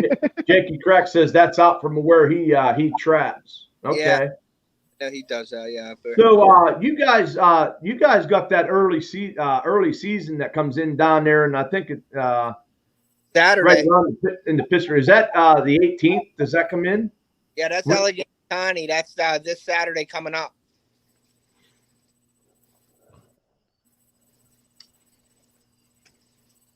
I don't know if you were kind of freezing up on me right there. It's this Saturday, Bob, coming up in Allegheny County. Yeah. Okay, this Saturday. Yeah. Grace Martin saying that her husband's from McKees, Fort Rocks. Yes. Yeah, that's right down the street, and that's right down over the hill from me. Pondy's laughing, jiggling JV. What about the chunky Charlie, JV? What's that I haven't one? come up with one for the Chunky Charlie yet. And Okay. the amazing Amanda, that's The Chunky Charlie. You haven't ever seen my lures? Yeah, that's the names of my lures. I've I got seen the some jiggling, of them, but I don't know if I've seen the Chunky Charlie, I guess. yeah, I got the jiggling JV, and I got the Chunky Charlie, and I got Boodalish, and I got the amazing Amanda. They're the 4 set of square bills. Yeah. Nice looking lures too, man. They're real nice. I Charlie and the JV, jiggling JV. Unfortunately, they haven't been bass. I've caught a lot of perch, but that's all I catch on bass. Bass lures is perch. I don't think they should give you such a hard time about that perch. I mean, at least you caught a fish, bud. Hey, I'm catching fish, right? Right. Hey, Box. And We're gonna change that next year, Box. You come over my way next year. We're gonna hook up. I'll get you some smallmouth and some largemouth. Yeah, I know. We were trying to get hooked up this year, just didn't make it happen. But we'll definitely have to do that. You can kind of maybe show me some tips and tricks because I'm thinking that the casting and just rolling it back in. I'm not doing something right because I'm calling in the wrong species of fish. Don't let John from Small Waters deter you for sure. Watch Lindia. That's who you got to watch. She's the one that right? Fish. Don't watch John. And don't listen to him either. He'll get in your head. You don't want him in your head. I'm actually going to Florida the day after Christmas this year, and I'm going to try to hook up with John and Lydia on that one. I want to go down there and see Donkey Land. Oh, you get down there on that's crazy down there. Archery deer season is fast approaching in Illinois. Hunt ready. Yeah, we're all chomping at the bit. We're coming. Well, PA. It's October 1st for us here. I'll be out next weekend.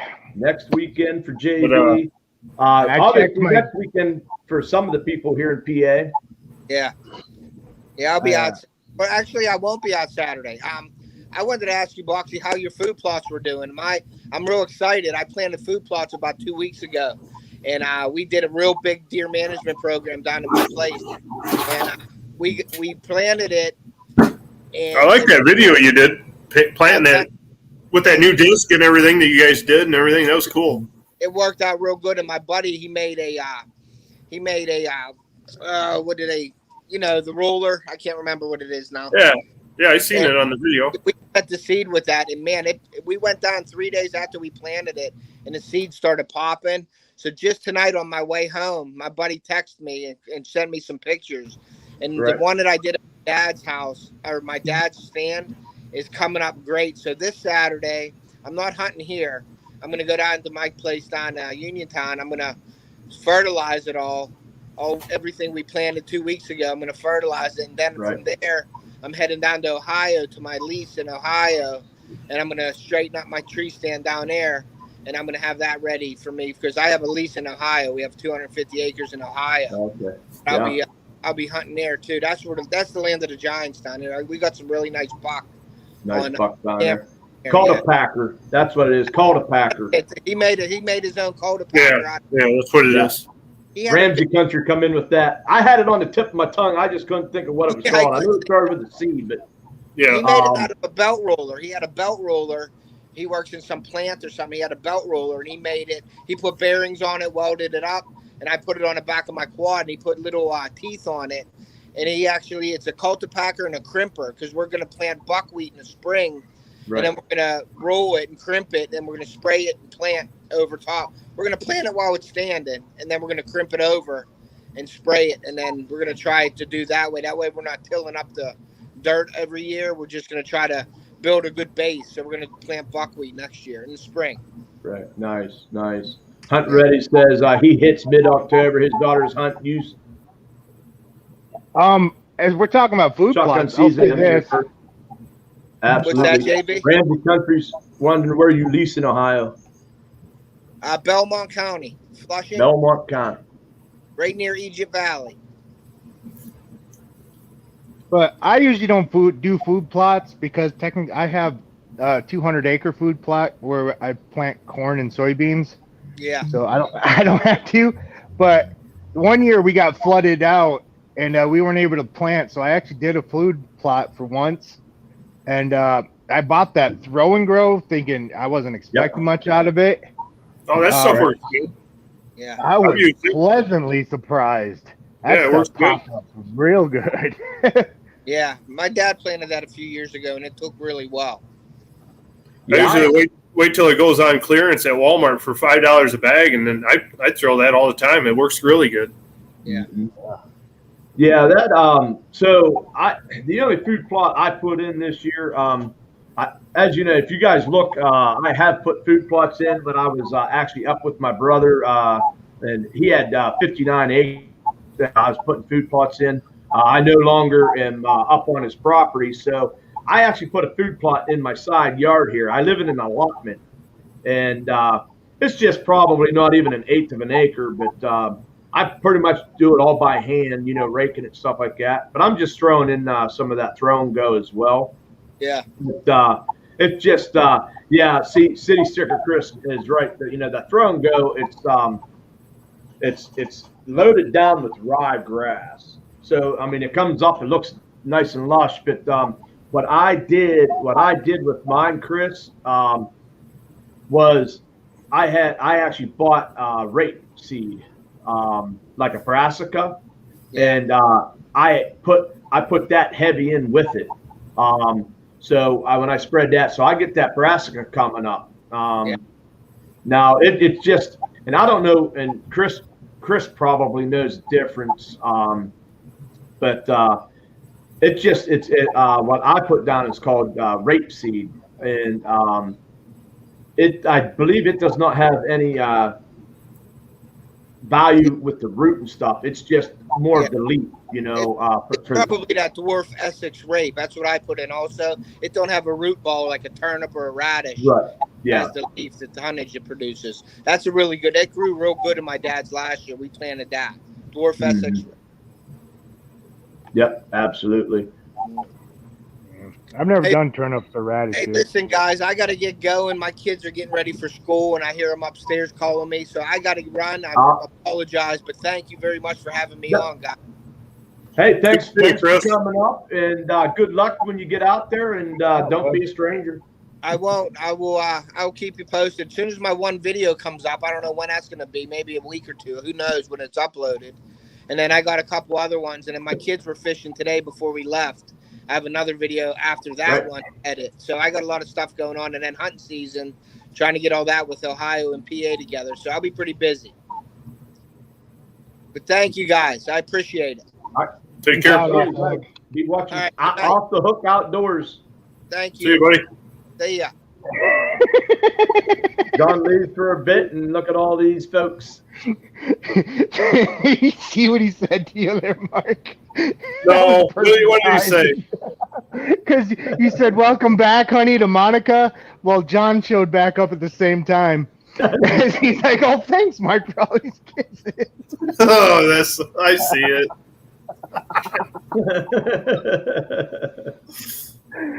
Monica's like, "That was for me."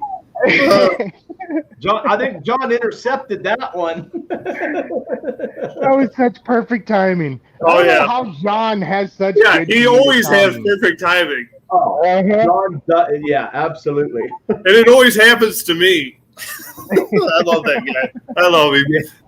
He is my buddy. Absolutely. So, we got a war going on now. Thanks a lot, John. I appreciate you, brother. Silly saying though. Yeah, John just sits and waits. He's always on the prowl. He's just waiting to ambush. Oh no! Now they're fighting. They're gonna fight, I guess. I don't think I would take that fight, John. I don't think I would do it, buddy. Yeah, you always go with the female in the fight. No, don't do that. Don't do it, John. Females fight dirty. We can be friends, John, but just don't. You don't want to take a fight you don't want. Females always fight dirty, and you got that long ponytail. You'll be losing chunks of hair. One leg in pelican. Stand on one leg in a pelican stance. Oh man, The old. He's gonna instead of the crane. he's probably doing the Captain Morgan stance. Captain Morgan stance. Yeah, he's doing the Captain Morgan. Ramsey saying off the hooks lease is right by where he told me to go hunting in Ohio. So when he said that Shawnee Valley or something like that, I think is what he said. That's actually that's actually an area I'm looking to actually hunt this year. Oh, I could hear JV laughing. I read it. I know what you're laughing at.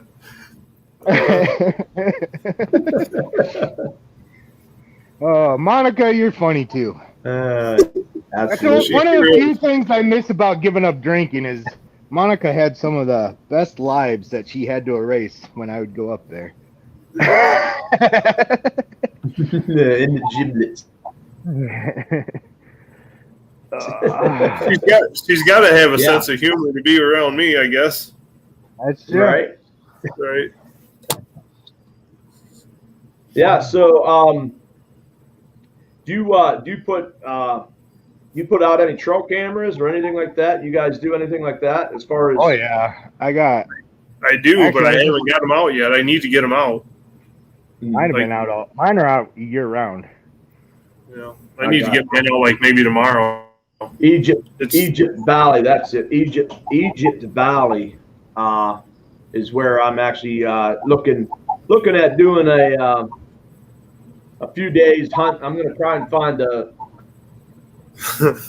Kung Fu. I'm hoping to find a more down around there and just do a nice little short trip down there and just try to hunt down there in the game lands, or they call them wildlife areas there in Ohio. Yeah, I need to get. I see. Hunt Ready just put his up last week. What John doesn't know is Monica's an MMA fighter. Just saying. Yeah, you never know. Never know. You don't want to be part of that. I, of course, 18,000 acres, Egypt Valley. Wow. So, and I actually watched somebody has a video of Egypt Valley, and looks like there's some good thick areas too, which I love hunting. Is the thick, I like hunting those edges. There's big bedding areas and stuff like that. And I know it's got some kind of mountain terrain and stuff too. So it's going to be interesting and fun to hunt. Jesse Lopez in the house. How you doing? What up, J-Lo? He is now our supporter. J-Lo in the house. Like to sell cams. He has 3 Moultries. If you guys know, I went out and I scouted a couple areas around a swamp up around my place.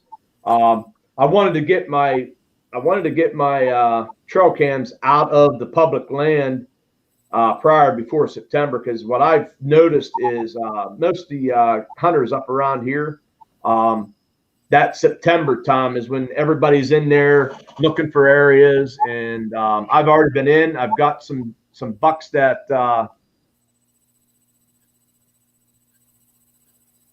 antler restriction in my area, so they're not going to be giants, but that's why I'm going to hunt Ohio. I'll hunt Southern Ohio for a giant, and PA, I just shoot a legal buck. How far is that for you, Boxy? That Egypt Valley, I'm looking at, I believe it's about 2.5 hours, possibly.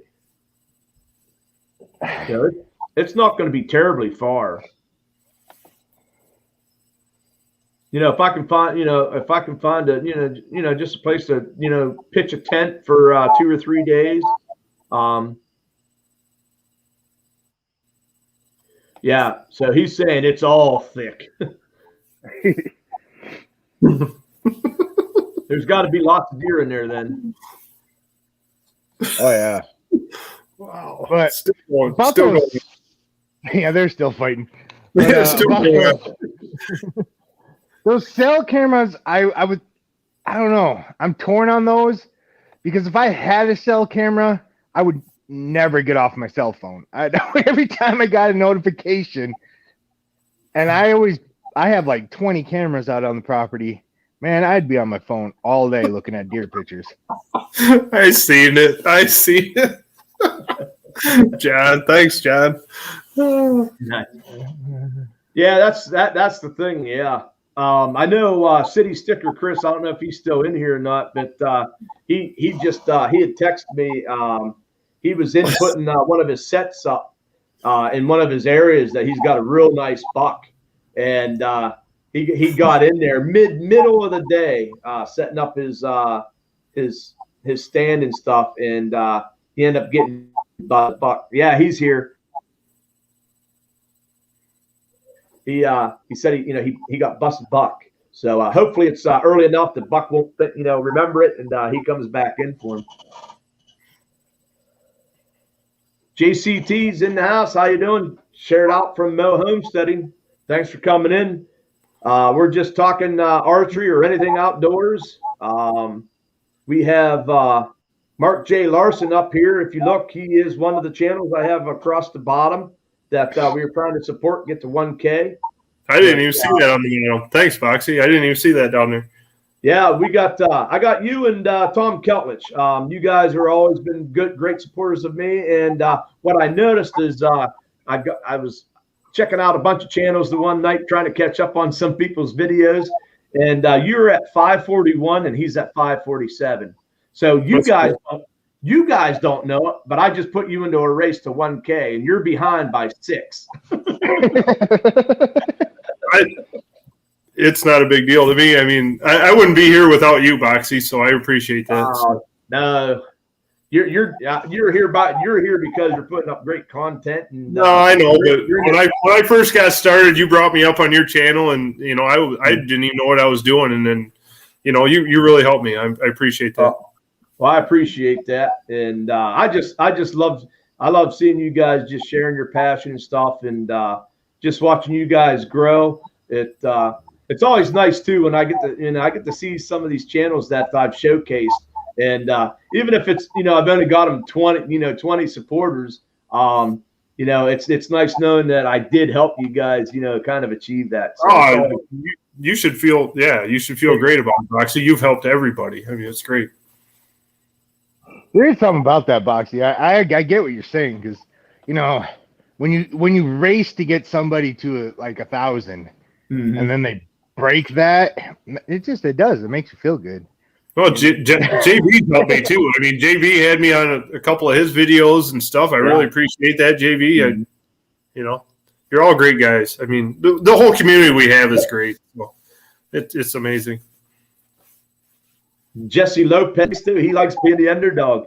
I haven't checked Jesse where you're at on your. I think you were at 340 something. I think when we did your channel, I'm not sure. City Sticker Chris 584. So he's right in the thick of things too, just for fun and helping others. It's just small waters. Mark can't talk and read. Jesse Lopez 336. Okay, yeah. Keep them talking. Yeah. So I don't care. That's the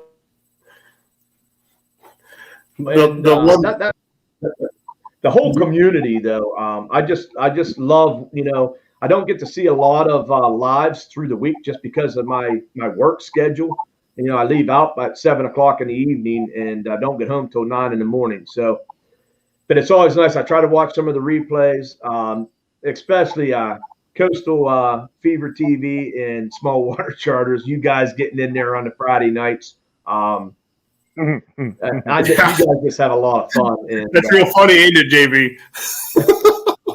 I stayed away this Friday. Did you? I was out in the woods, so I wasn't there.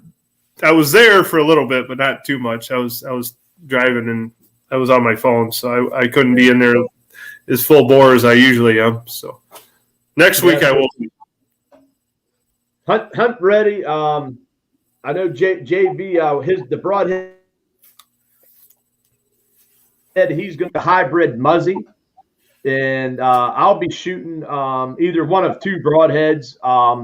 My bow shoots them both well, but I shoot the Slick Trick 4-blade 100, and I will also shoot the Nap Kill Zone if I shoot mechanical. What are you shooting, Hunt ready? What's your preferred Broadhead? Anyone have or know someone who has a Pro Drive 24-foot self-belling that you've been in? What? I don't know what the heck that people is. didn't get the sock joke in my mail call. I know what that's about. That was hilarious. Then Monica says they'll be delayed in shipment. That's John's bar stool. I'm over here sawing the leg off of it right now. Okay, so Bob Preston's been shooting the 2-blade Rage for years. That's what I use. I love them. Is that what you shoot? Yep. Grace Martin's asking Bob if he knows George's bar in Burgettstown. George and Carol are friends of her husband's. City Sticker Chris says Rocket. I'm a short guy. I can love that. I'm gonna get the Rage tri-pins. Tri-pins? Oh, it's a boat. He's talking about a boat. Anti was talking about a boat. Did John show up? The other John? Yeah, J&J. Yeah, Honey, I see him. Yeah, I think he just came in or something. Well, he was in here earlier. Oh, he was? J&J? Yeah. I didn't see him either till just now. I just seen it. How's it going, John? He pops into into the Bible study every once in a while. J&J, you want to post again? Everybody's asking where J&J is. Say hello to everyone. Yeah, I'll get a hold of him this week, John. No saying it shows that he was in here, and she's not sure he's still in here. The mail's coming up from the seat. Might sting a bit, John. Yeah, I was going to say, I knew somebody's shooting the Rage hypodermics. I don't know if I've seen the nails. The nails are. They're coming up in the bar stool. John says he can lay on a bed of mail all day long. It ain't going to hurt him. He can. I bet he could.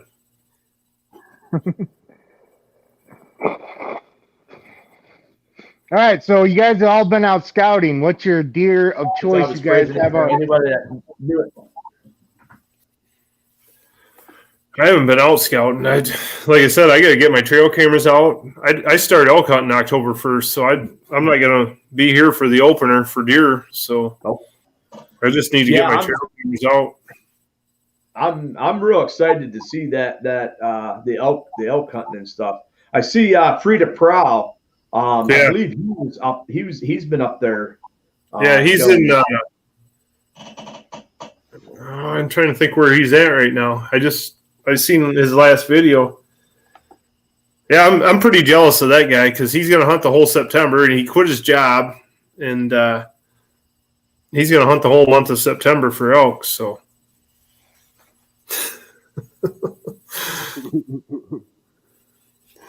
Oh no. Brown, it's down. Yeah. Thanks, Frontier Survival. Was he the one this year? I was in a live. It might have been even JB that was talking. Was he the one? Somebody was talking about somebody like just they quit their job and they were going to take off and they were going to just hunt the whole fall. That's all they were going to do is hunt. Probably did that. He had a video up where he explained he quit his job. He was a marine operator or whatever, construction. He quit his job. He's done. He's He's going to just free to prowl now. Yeah, he's free to prowl. That's awesome, you know. And, Yeah. He does a great job too. Yeah, he does. I'm glad I got to bring him up here and we got to talk with him and stuff. And I've been I actually follow him more on Instagram than I do on the YouTube. Usually I see it on the Instagram first, and then I get over to YouTube and try to catch up on it. But, so Good Ramsey, dude. I text. Yeah, Ramsey Country text his 155-inch 11-pointer that he's going to be going after, and believe me, it's a sweet looking buck. The one City Sticker Chris sent me, he's got a nice buck. He's going to be going after. So it's going to be exciting to watch these guys out there going after these deer. I can't remember who named it for me, but I showed a picture of the buck I'm after, and I want him because he looks weird. He's a decent buck. He's got a 5-point rack on the right side, and I can't really tell how many points because the other set of antlers comes down like this. And it looks like he has his hair combed off to the front, like his antlers combed to the front. And somebody named him Justin Bieber. So I'm going to be killing Justin Bieber this year. Justin Bieber. So Ramsey also has a big non-typical, and he's saying that that's his wife's deer. She's going to go after that one. That would be that's a cool looking buck there too. Hope the elk don't hurt your truck, Mark. I just seen that. I just yeah. We're not taking my truck.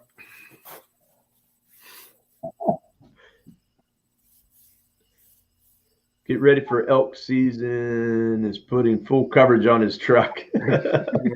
Yeah, so Justin Lopez is going to try to get his first deer worth harvesting. Down with the beaver, he says. I wish I could remember who named that for me. So Bob Preston says he's got 6 or 7 that he's after. But if you guys watched the video that I posted, I have some deer that come in on I put it in 4 different areas. I think the biggest one I looked there, it looks like it's going to be an 8-point, probably with about a 16-inch spread. Going to be nothing that is going to hit the books, but it's a legal buck, and I don't have a problem when I go out and I go into a new area like that, and I can get that deer within 20 yards of me. Everything just worked out perfect, and I put that deer down. That's what it's about for me. Right. That's fun. That's a good deal. I always tell people I can be a little pickier because I have my own property. I said I got trail cameras up all year. I have protein feeders out on the off season. I know my deer. Like, I know them all. Like, I got names for every one of my deer. But yes, if I go somewhere else, a good-sized doe walks out, whatever, it's going down because I don't know the area. So Anti says he wants to. He says please live stream it on the Justin Bieber. You're on Justin Bieber. He wants to. And then of course John saying giving me a laugh tonight with all respect. Yeah, but John, you got one eye watching you now. You got somebody keeping an eye on you. I always respect John. He's a great guy. He's a great friend. Great friend of mine. No, Jesse says JB is one named after him. He actually scared to ask that. No, there's not one name after you. Yeah, sometimes I just like, so when I go, if I make this happen and I go down to this Egypt Valley down there towards down where like Ramsey country is and stuff, so I'm gonna go down there with really no scout by basically probably Google Earth and maybe some Onyx maps, and I'm going to just try to look at some terrain, and I'm going to basically be scouting on my way in on these hunts, and my whole thing is there. Success to me is going to be getting myself in a position where I have deer around me. If I can kill a deer, then that's just added bonus. But of course, I'm going down there for a big buck. You know, I'm not going to joke anybody. But I'll come home satisfied if I can just put myself in a spot where I can say, hey, I went down here, not ever stepping foot on here, and I got myself right in the thick of things, you know? Well, you know, Boxy, your best odds are the first night or first day. Mm-hmm. No, Jesse, I name my deer usually what they remind me of. Like I got a deer that has antlers that go complete. It's actually a really nice 5x5, but they like stick straight up. There's no curve in them at all. So I called that one Will Smith because it reminds me of the old Will Smith rap videos. Right. So yeah, just if I see a deer and it just kind of reminds me of something, that's what I name them. That's right. That's right, John. Into the thick of it. If you guys see, so City Sticker Chris says he's going to try to control his itchy fingers so that way the away team can contend. So all of you guys that are in the chat here, if you guys don't know, Freezer Bound Outdoors is he's having a two-man team. He's actually opened it up to basically anybody. You just got to give the two names of the hunters, where you're hunting from, and there's some information there. But check that out. And so City Sticker Chris and I, we actually went up there and we shot the gauntlet with those guys, and we both did pretty well. Chris come out with the most points. I come out with the second most, and then the Freezer Bound Outdoors crew was right around there as well. But so we said we called ourselves the away team as a team, and that's our name. The name of our team is the away team. What up, Suey TV? Suey TV's been in here, guys. Check that channel out. I do believe, and Suey TV, you can let me know. I believe they are from the Philippines. They go live. Check them out. I have went in their lives a few times and stuff. All JB deer names are safe, as in Mama's arms.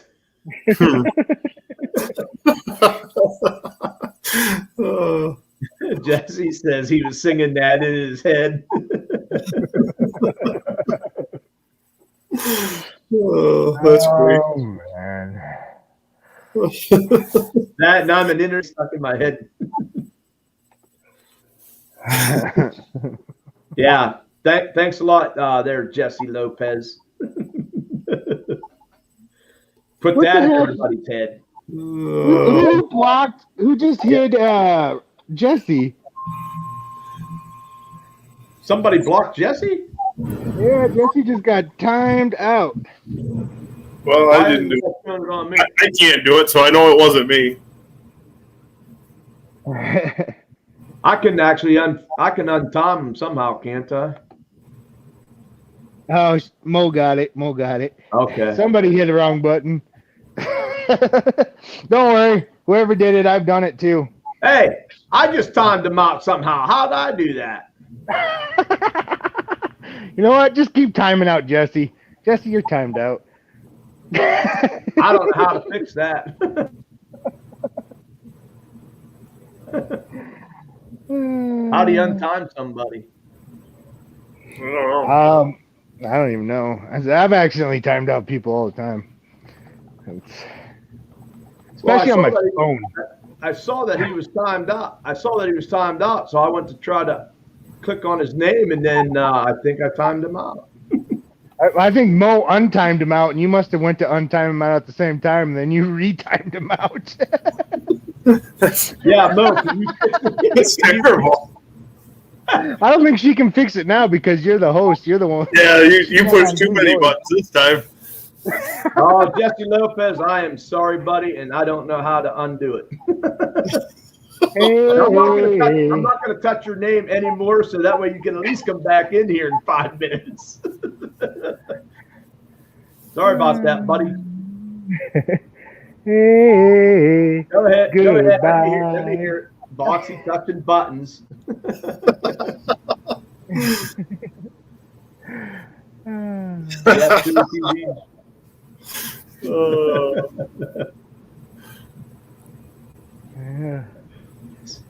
Yeah, Monica, I'm terrible at it. I accidentally, I backed myself out of the Bible study today. Did you? Buttons on my phone. Yeah. Yeah, I ended up not getting into the Bible study this week. We actually another family from church had asked us to actually go out, and we went to lunch with them. So I didn't even get home till about 4:30 in the afternoon. Well, that's right. You just missed another day of lots of names. You guys are probably still in the Bible study, though. Yeah. Oh my gosh, I'm so glad I'm done with it. Next time I'm doing a PowerPoint when we do all those names. All right, Hunt Ready. I appreciate you coming in here, guys. Check out Hunt Ready. Yeah, he's from Illinois. Good to see you. Good to see you, buddy. From Illinois. I'm blocking him from my channel. Only the good guys are from Illinois. From Illinois.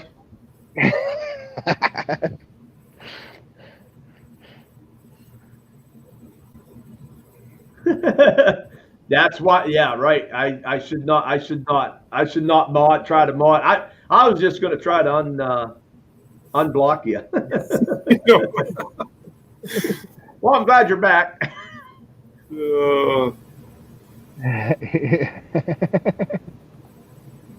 Anti says Boxy outdoor best response ever. Little boy was screamed by his mom. That's it. You're timed out, young man. Boy replied, you don't have any timeouts left. That's a penalty.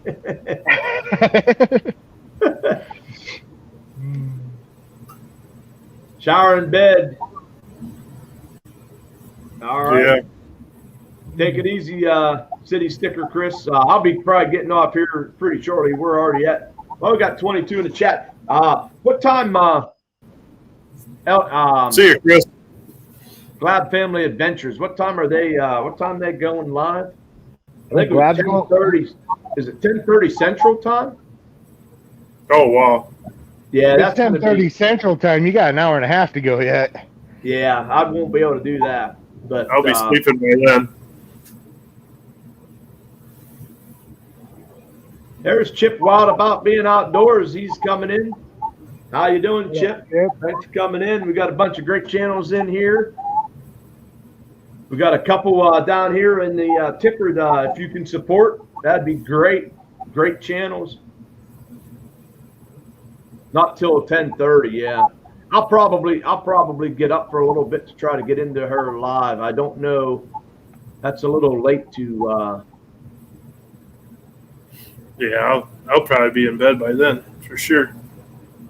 I'll be awake because I have to stay up because I have to go back to work tomorrow night.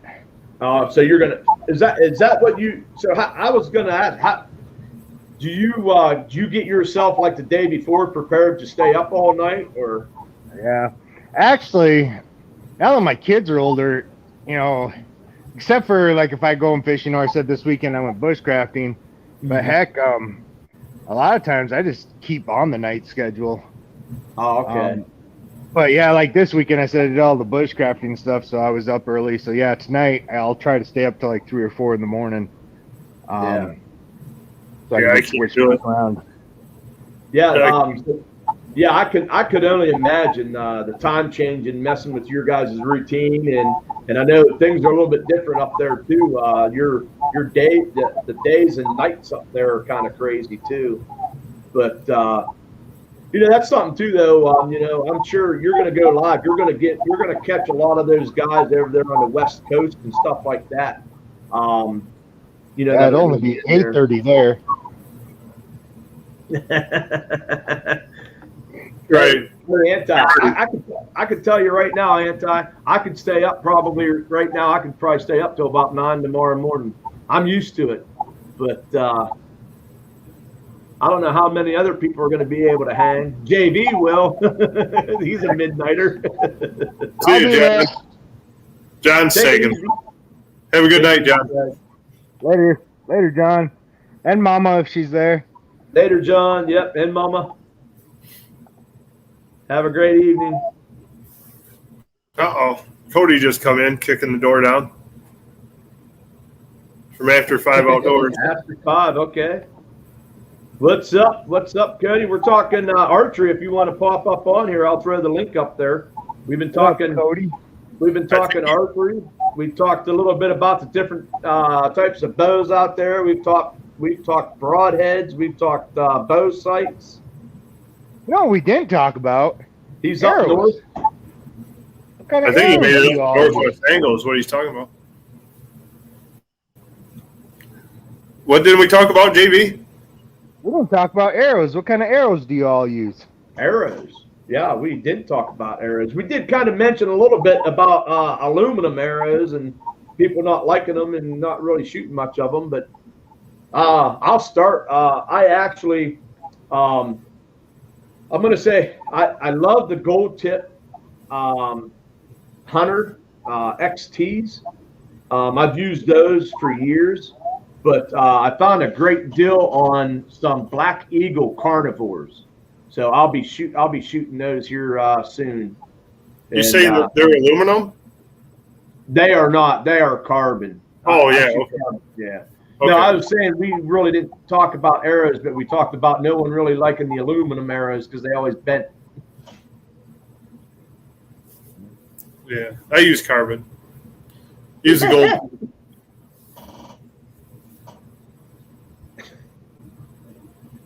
We talked broadhead. We've talked bows. We talked broadheads, and we talked my box. He has mod, so he doesn't have to. Still doesn't stop him though. Well, I use the Beeman. The I love Beeman. Beeman. Yeah, I use a 340, and I usually use a 100 grain broadhead. Mm-hmm. I think I got my bow at 70 or 75. I can't remember. It's been so long since I set it up. But I think Cody and Fletcham went up to the northwest angle. That's why he's way up north. So I don't know if his signal's going to be good enough or not, but I'm pretty sure that's where he's at. Yeah, Anti said, isn't Black Eagle Carnivore a great name?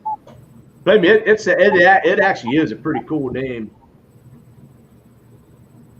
And they go Black Eagle makes some good arrows. I like them. Yeah, I use the gold tips. You go gold tips. I still have three of the gold tip. I think I want to say they're called Hunter XTs, Pro Hunter XT or something like that. The gold tips, but I've shot them for years. Matter of fact, all three of the ones that I have, I still have killed deer, and I just clean them up and put a new broadhead on or change the blades on the broadhead and go for another. Until that thing, it's either split or bent, and it doesn't. Especially if they go right through. I mean, it's that easy. You just clean them up and put new blades on the broadhead and go. Yep. FN News says they're getting buck fever up there. Season's almost here. Where's up here at? Where are you at, FN News? Yeah, I got it. I got that buck fever too. I am ready to put a deer down. I've only got 5 pounds of deer burger left, and I'm out of steaks. I'm out of sausage. I'm out of everything else. I need to refill that freezer. Georgia Trapping and Fishing. Got to run. Hey, thanks a lot. Guys, right there, his name's going right across the ticker. Georgia Trapping and Fishing. He's 978, guys. So he's right there. He just needs a couple channels to support him and just push him over that 1K. So if you have them already, please share them out. Try to get some of your supporters onto his channel. That would be great. Thank you.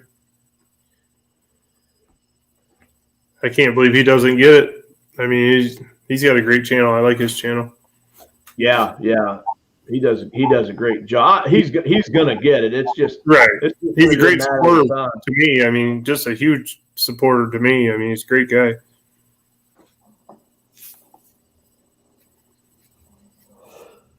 Oh, man. So Jesse's saying he's hoping JV's buck fever gets remedied, unlike his turkey fever. We're not going to talk about turkey season. That was We're not the talking stupidest turkey. season No ever. turkey. That was the worst season of turkey hunting I've ever had in my Tina life. Ladybug back in the chat. How you doing? Actually, this past one was one of my best. I love turkey hunting, man. I love it, but I can't wait to deer hunt. But it's gonna have to wait till I get back from elk hunting. But I love turkey hunting. Well, I think If I that's was kind of elk like hunting, I'd put deer on the back burner too. that turkey hunting to me is like the archery hunt. It's bring being able to get that bird in close enough for you to shoot with a shotgun. You know what I mean? Just Right. and then you got one coming in just screaming at you too. The heart just starts pounding. Yeah, I love turkey hunting. Yeah, so that was something too. I don't know, Georgia Trapping and Fishing, because your channel is set for kids. Channels cannot. So I cannot put your notification bell. I cannot put that to all. So I always got to. I usually have to search for his videos. It doesn't notify me. But I do believe that's why Mo's bringing it up. She would change that, which would help actually get your anybody that's is supportive of you. It would notify them. Excited to see what Mark puts out with the elk hunt. Hope he does a video on it. Oh, it's Check out good. his last year one, Jesse. Check out his last year one. He had an awesome video last year. Yeah, I'm gonna. That wasn't that great a video, but this year I'm gonna get a lot more footage. Hopefully it'll be a better deal. We got 4 guys hunting, so right. Nice. We'll get them. Heath, have a great night. Appreciate you coming in, bud. Guys, check out Frontier Survival. He actually has a Facebook page as well. You guys get over there, check that out. You can post stuff on there as well. You have a great night. Bob Preston, last 3 bucks he shot with a bow, shot at the base of the tree, had to second guess the shot last year, thought I was going to hit the platform of his Summit Viper. Jude sharing out Georgia Trapping and Fishing's. Yeah, you'll have to go back and watch it. The place we're going this year in Wyoming, we went there in 2016, and every year we went there, I mean, it's usually been 4 or 5 guys, and every year we went there. This will be my second time, be my brother's third time, and then some of the other guy's third time. But every time we went there, every one of us, it's been 100% with this guide. No kidding. That's on big bulls. That's pretty sweet. Yeah, 100% on bull. 100% on bulls. Yeah. Nice. It's a tough hunt, but I mean, it's in your 4.5 hours on horse to get it up to camp. Intense, no power, no electricity, but that's where they're at. I mean, there's no way anybody else can get there, so it's well worth it. Right. That would be. I think that'd be kind of the cool thing too. Packing on horses, packing up in there, setting up base camp. Now you set up like a base camp, and then you go out from there on your hunts. Well, we'll stay there, and they got a camp set up. They'll have a camp set up because they're already up there archery hunting right now. But they got their one big wall tent that's got a wood burner in it. That's the only heat we got. For where we eat. Our suppers and stuff. But we stay in our own tents. Just in sleeping bags and no power, no heat. But Nice. You'll never see another hunter up there. I mean, that's why there's big elk up there. Right. Now do you from there, do you got a guide that goes with you? Do you hunt in pairs? Do you hunt on your own? How's that go? How's that set up? Well, it's usually 1-on-1 or 1-on-2 with the guides. I mean, we have the outfitter. I mean, we know him real well. We're actually very good personal friends because we've been there so many times. But it's the man and his wife that own the outfitting business, and they both guide. And then I guess his dad's going to be there this year guiding too. But so we'll go out 2 or 3 at a people with one guide, or 2 guides and 2 people or whatever, and we'll go different directions. But we'll always meet back up at camp, that day, and then or we may get to ride out and help pack out elk, or pack them out. Sweet. Yeah. It's a good time. I mean, you got to want to be there. I'll tell you that. I mean, if you don't like that kind of thing, then don't be there. So. Right. Hey, Becca, how you doing? Mud Tramp in the house, guys. How y'all doing? Well, how much longer do you think you're going to be up here, Boxy?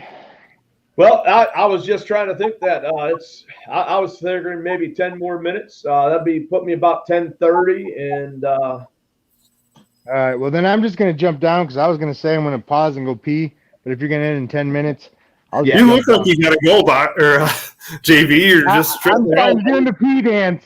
We were wondering. We thought maybe you were working on that Chunky Charlie dance.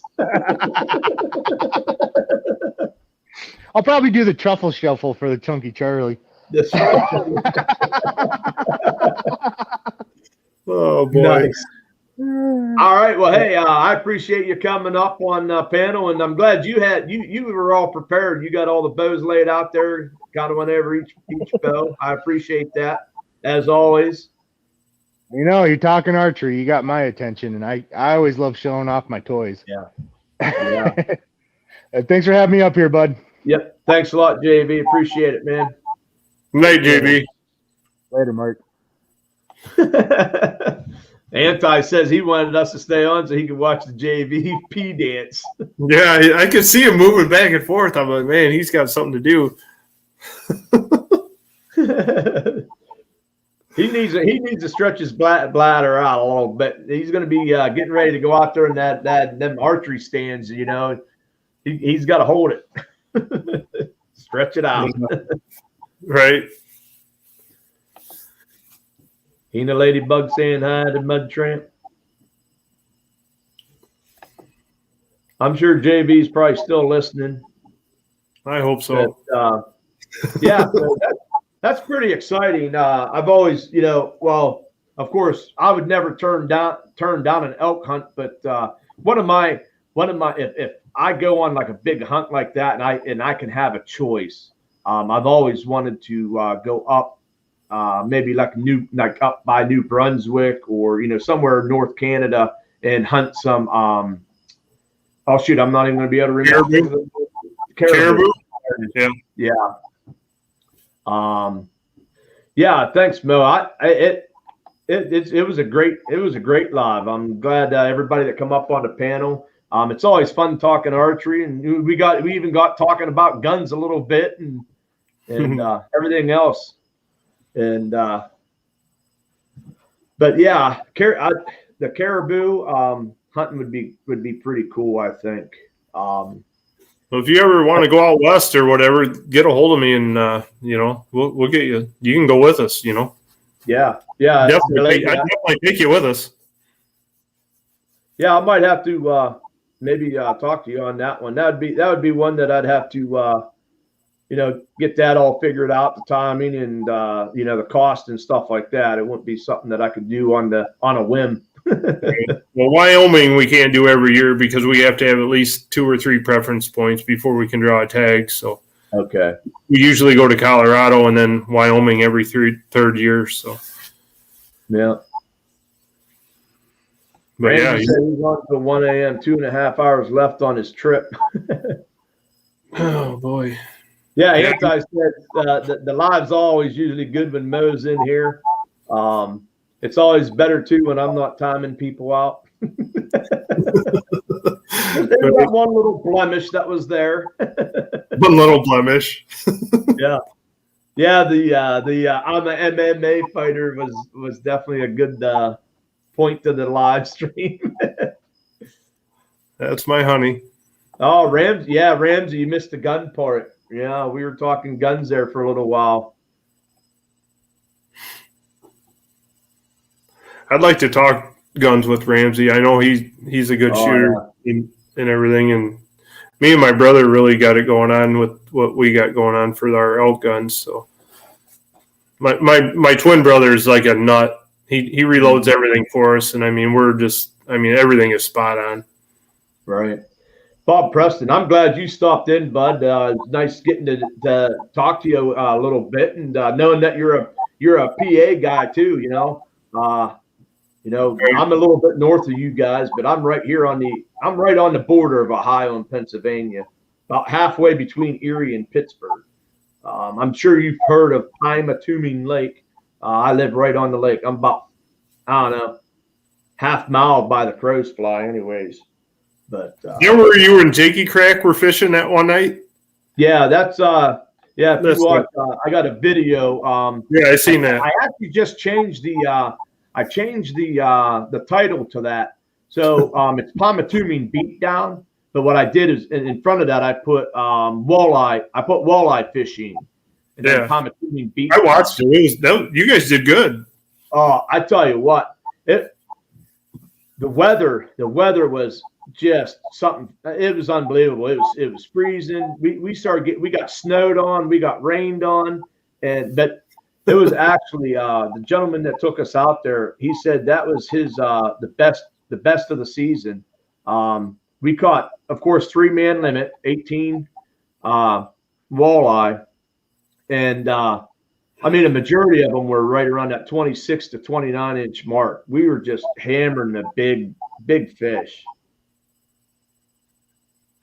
Yeah, that was a great video, even though it was dark and stuff, but you guys were still catching a lot of fish. Yeah. Oh, yeah. I was a little bit slow on the catching of the fish, but everyone that I caught, man, was just huge. No says, believe it or not, I have a gun that I really want bad. I'm going to call it Zombie, MP12. Maybe next year. Yeah.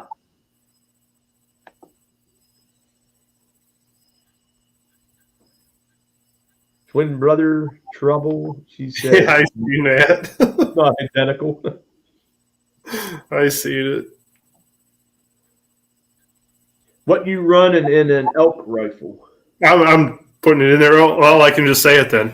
I was just typing back to him. I got a Remington 700 SPS 300 Win Mag Ramsey Country with I'm looking at it right now. It's got a Nikon 4-12 by 50 millimeter objective BGC reticle, hand load. Yeah, ammo. Ramsey always says I'm half Buckeye because I breathe the Ohio air. Yeah. I'm telling you what, I'm literally, like I said, I'm a Pymatuming Lake is actually shared by Pennsylvania and Ohio. The line goes right up through there. And, we have a lot of carp up here too. You get up by the spillway, they call it where ducks walk on the backs of fish. Zombie killer. So even if he has a moment, I'm ready. It's a standard action anti-eject. Yeah. So I would, probably if I would go out there, I actually have a Remington 700 30-06. That's probably what I would shoot. I would imagine. That'll do it. I mean, that'll do it. My brother, he's got a 30-06, but he's shot him with 300 Win Mags. He's shot him with 7 millimeter mags. So, but 30-06 will do it. That's killed a lot of elk. Oh, I bet. So was a 270. There's been a lot of elk killed with a 270 through the years. I mean, you don't need a 300. I've always thought about a two. My uncle had a 270, and I always liked that gun that he had. But I don't. I'm not a big rifle hunter. I don't shoot a lot. I don't shoot rifles a lot. Let me just say that. But I do like that. My 30-06, it does well. I have just an old Bushnell scope on it, but believe me, it drives tax. That's all I need. I'm shooting within, deer, 100, 175 yards maybe, Yeah. so. Yeah, I mean, I love that gun. I mean, but like I said, most of the time I'm shooting 400 to 600 yards. So I mean, yeah, that there, and I'm sure, that'd be. But I mean, we can do it. I mean, I can do it for sure. Right. He said, if I'd go with their rifle, he would take his 300 Rum or 300 WSM. Winchester short mag, yeah. Winchester. Bob Preston says he's got a 300 Weatherby short mag. Yeah. They're all good cartridges. I mean, they're all good elk guns, but just the 300 Weatherby, I mean, you're going to pay out the nose for the rounds, unless you're reloading them too. But still, I mean, they're all good, all good chambers. But right. Glad Family Adventure is going to start shopping for rifles this year. They waited till they got up there to get one. Yeah, and I tell you what, being in Alaska, man, you got everything up there. You guys, I tell you what, whenever I think Alaska, I'll be honest with you, I don't even think about hunting. When I think of Alaska, I'm thinking trout fishing. I'm thinking salmon fishing. I'm thinking I want to get up and just walk one of those streams up there. I think it'd just be so beautiful. Oh, I want to go. I'm definitely going to Alaska sooner or later. I love it. I just got to get there. Yeah, and that's the thing too. So of course, if you're walking the streams in Alaska, and you're fishing for trout or salmon, you better have a sidearm on you, because you're going to probably run into some bear, I'm sure. So it might turn into a bear hunt if you're lucky. Yeah. Right.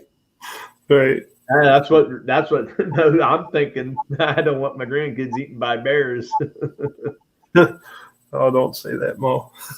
Yeah, that's really. I mean, if I can't get it done with a bow, I go out hunting with the rifle and stuff. But I always talk about everybody's passion and stuff. Mine's with the bow. I think I'm going to try a crossbow this year a little bit. I'm kind of on that fence. You know what I mean? It's like, I don't want to give up my compound, but sooner or later, if I want to continue, it's going to happen. So I might as well get used to it. And I'm going to try and take a deer with a crossbow this year.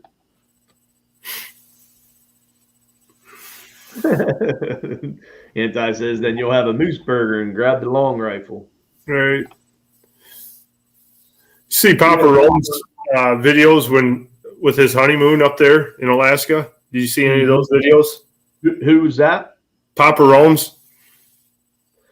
You know what? I haven't. I've actually seen Papa Rome's a couple times. I have not watched his video. I don't think I've seen any of those videos. He had a lot of great videos this year. He did his honeymoon up there in Alaska. It was okay. Well, great I've seen video. some of those, but I think I saw them on either Instagram or Facebook. I saw his pictures and stuff like that, and like short videos. But yeah, he's one. I usually binge watch his channel there. He's always got some great hunts. Oh, he sure does. He comes down here in PA and hunts, northern part of Pennsylvania. He does well. Yeah, that's what I want to do. Go to Alaska. No, that's always a question. As a supervisor, I'm hiring people. The last thing I always ask is, I always ask somebody, what have you accomplished in life that you're most proud of? And yeah, children. I get a lot of that. A lot of people, it's their children, and that is an accomplishment. Raising them up right, raising them up good, and when they're doing well, it's always nice. Yeah, he's absolutely fabulous, Papa Rome's. So he's a good dude. He's a really great guy.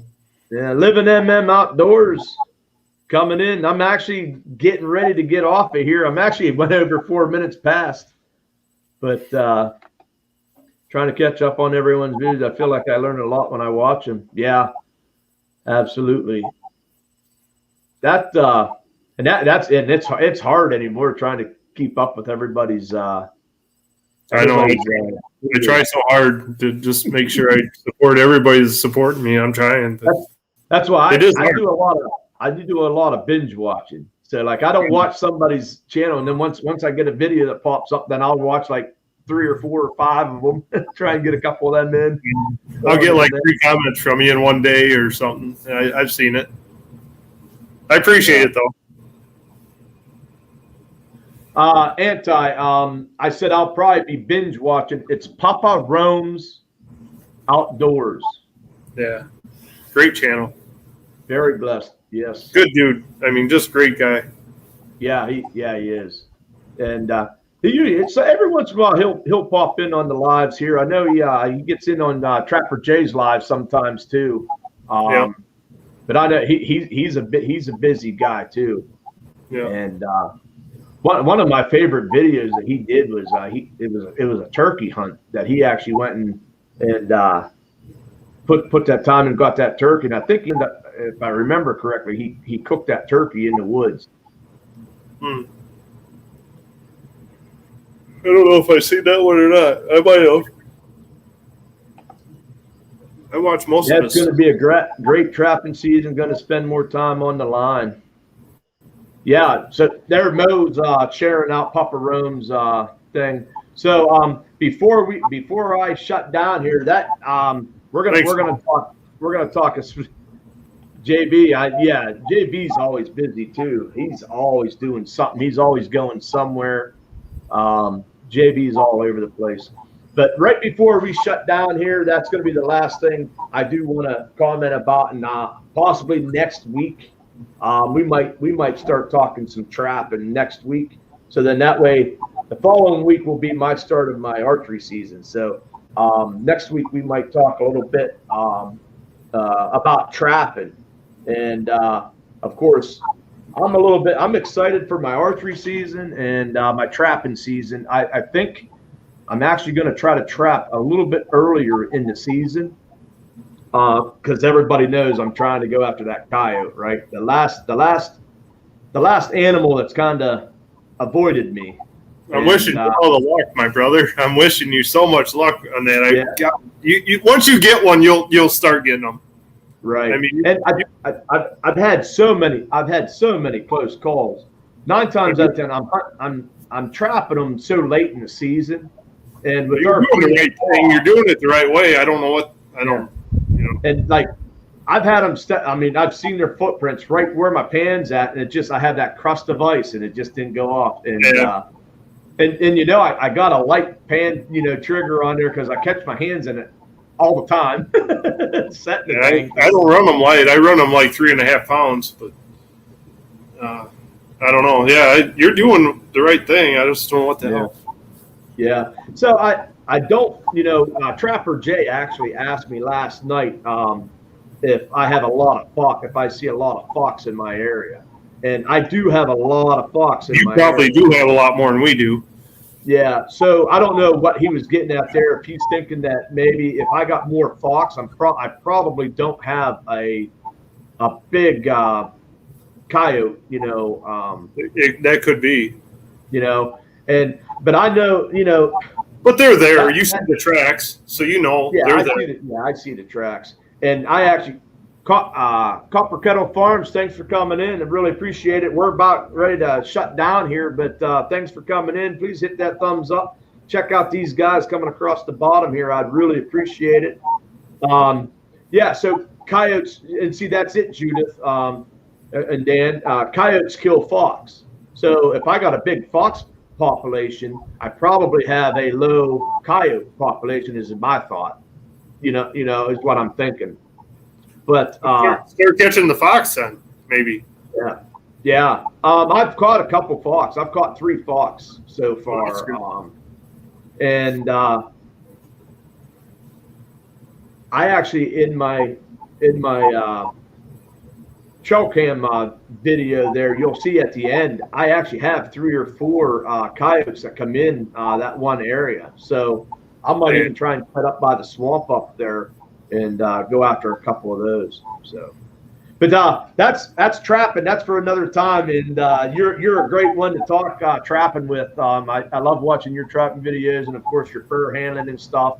So I love watching the beaver trapping and stuff like that. You guys know I got the itch for beaver trapping last year. Right at the end, I caught them 3 big beaver in 5 days. So all my traps are all ready, so that way I can do some archery hunting, and I'm going to put some traps in early and try to get some canines before I get that freezing thaw. So, Copper Kettle Farms, I appreciate you coming in. Living MN Outdoors, thanks for coming in. Bob Preston, come back. Really enjoyed speaking with you this evening. He uses Caven's Violator 7 and Gusto. Works well in late season, absolutely. Never used those, but I got the secret weapon this year. We got the Trapper J bait, so and lures. So these coyotes hopefully don't know what's going to hit them. So again, Mark, I appreciate you coming up here, hanging out. Always a great time, guys. Pick up Mark J. Larson's 541. We're gonna push him over 1K. There's no reason. His content's awesome. Make sure we're sharing each other out. I want to thank the 17 of you guys that are still in this chat, hanging out with us. JV Outdoors, thank you, brother, for coming up and sharing your knowledge with us on archery. I want to let everybody know, please have a blessed week, and remember, share your passion. Good night, all.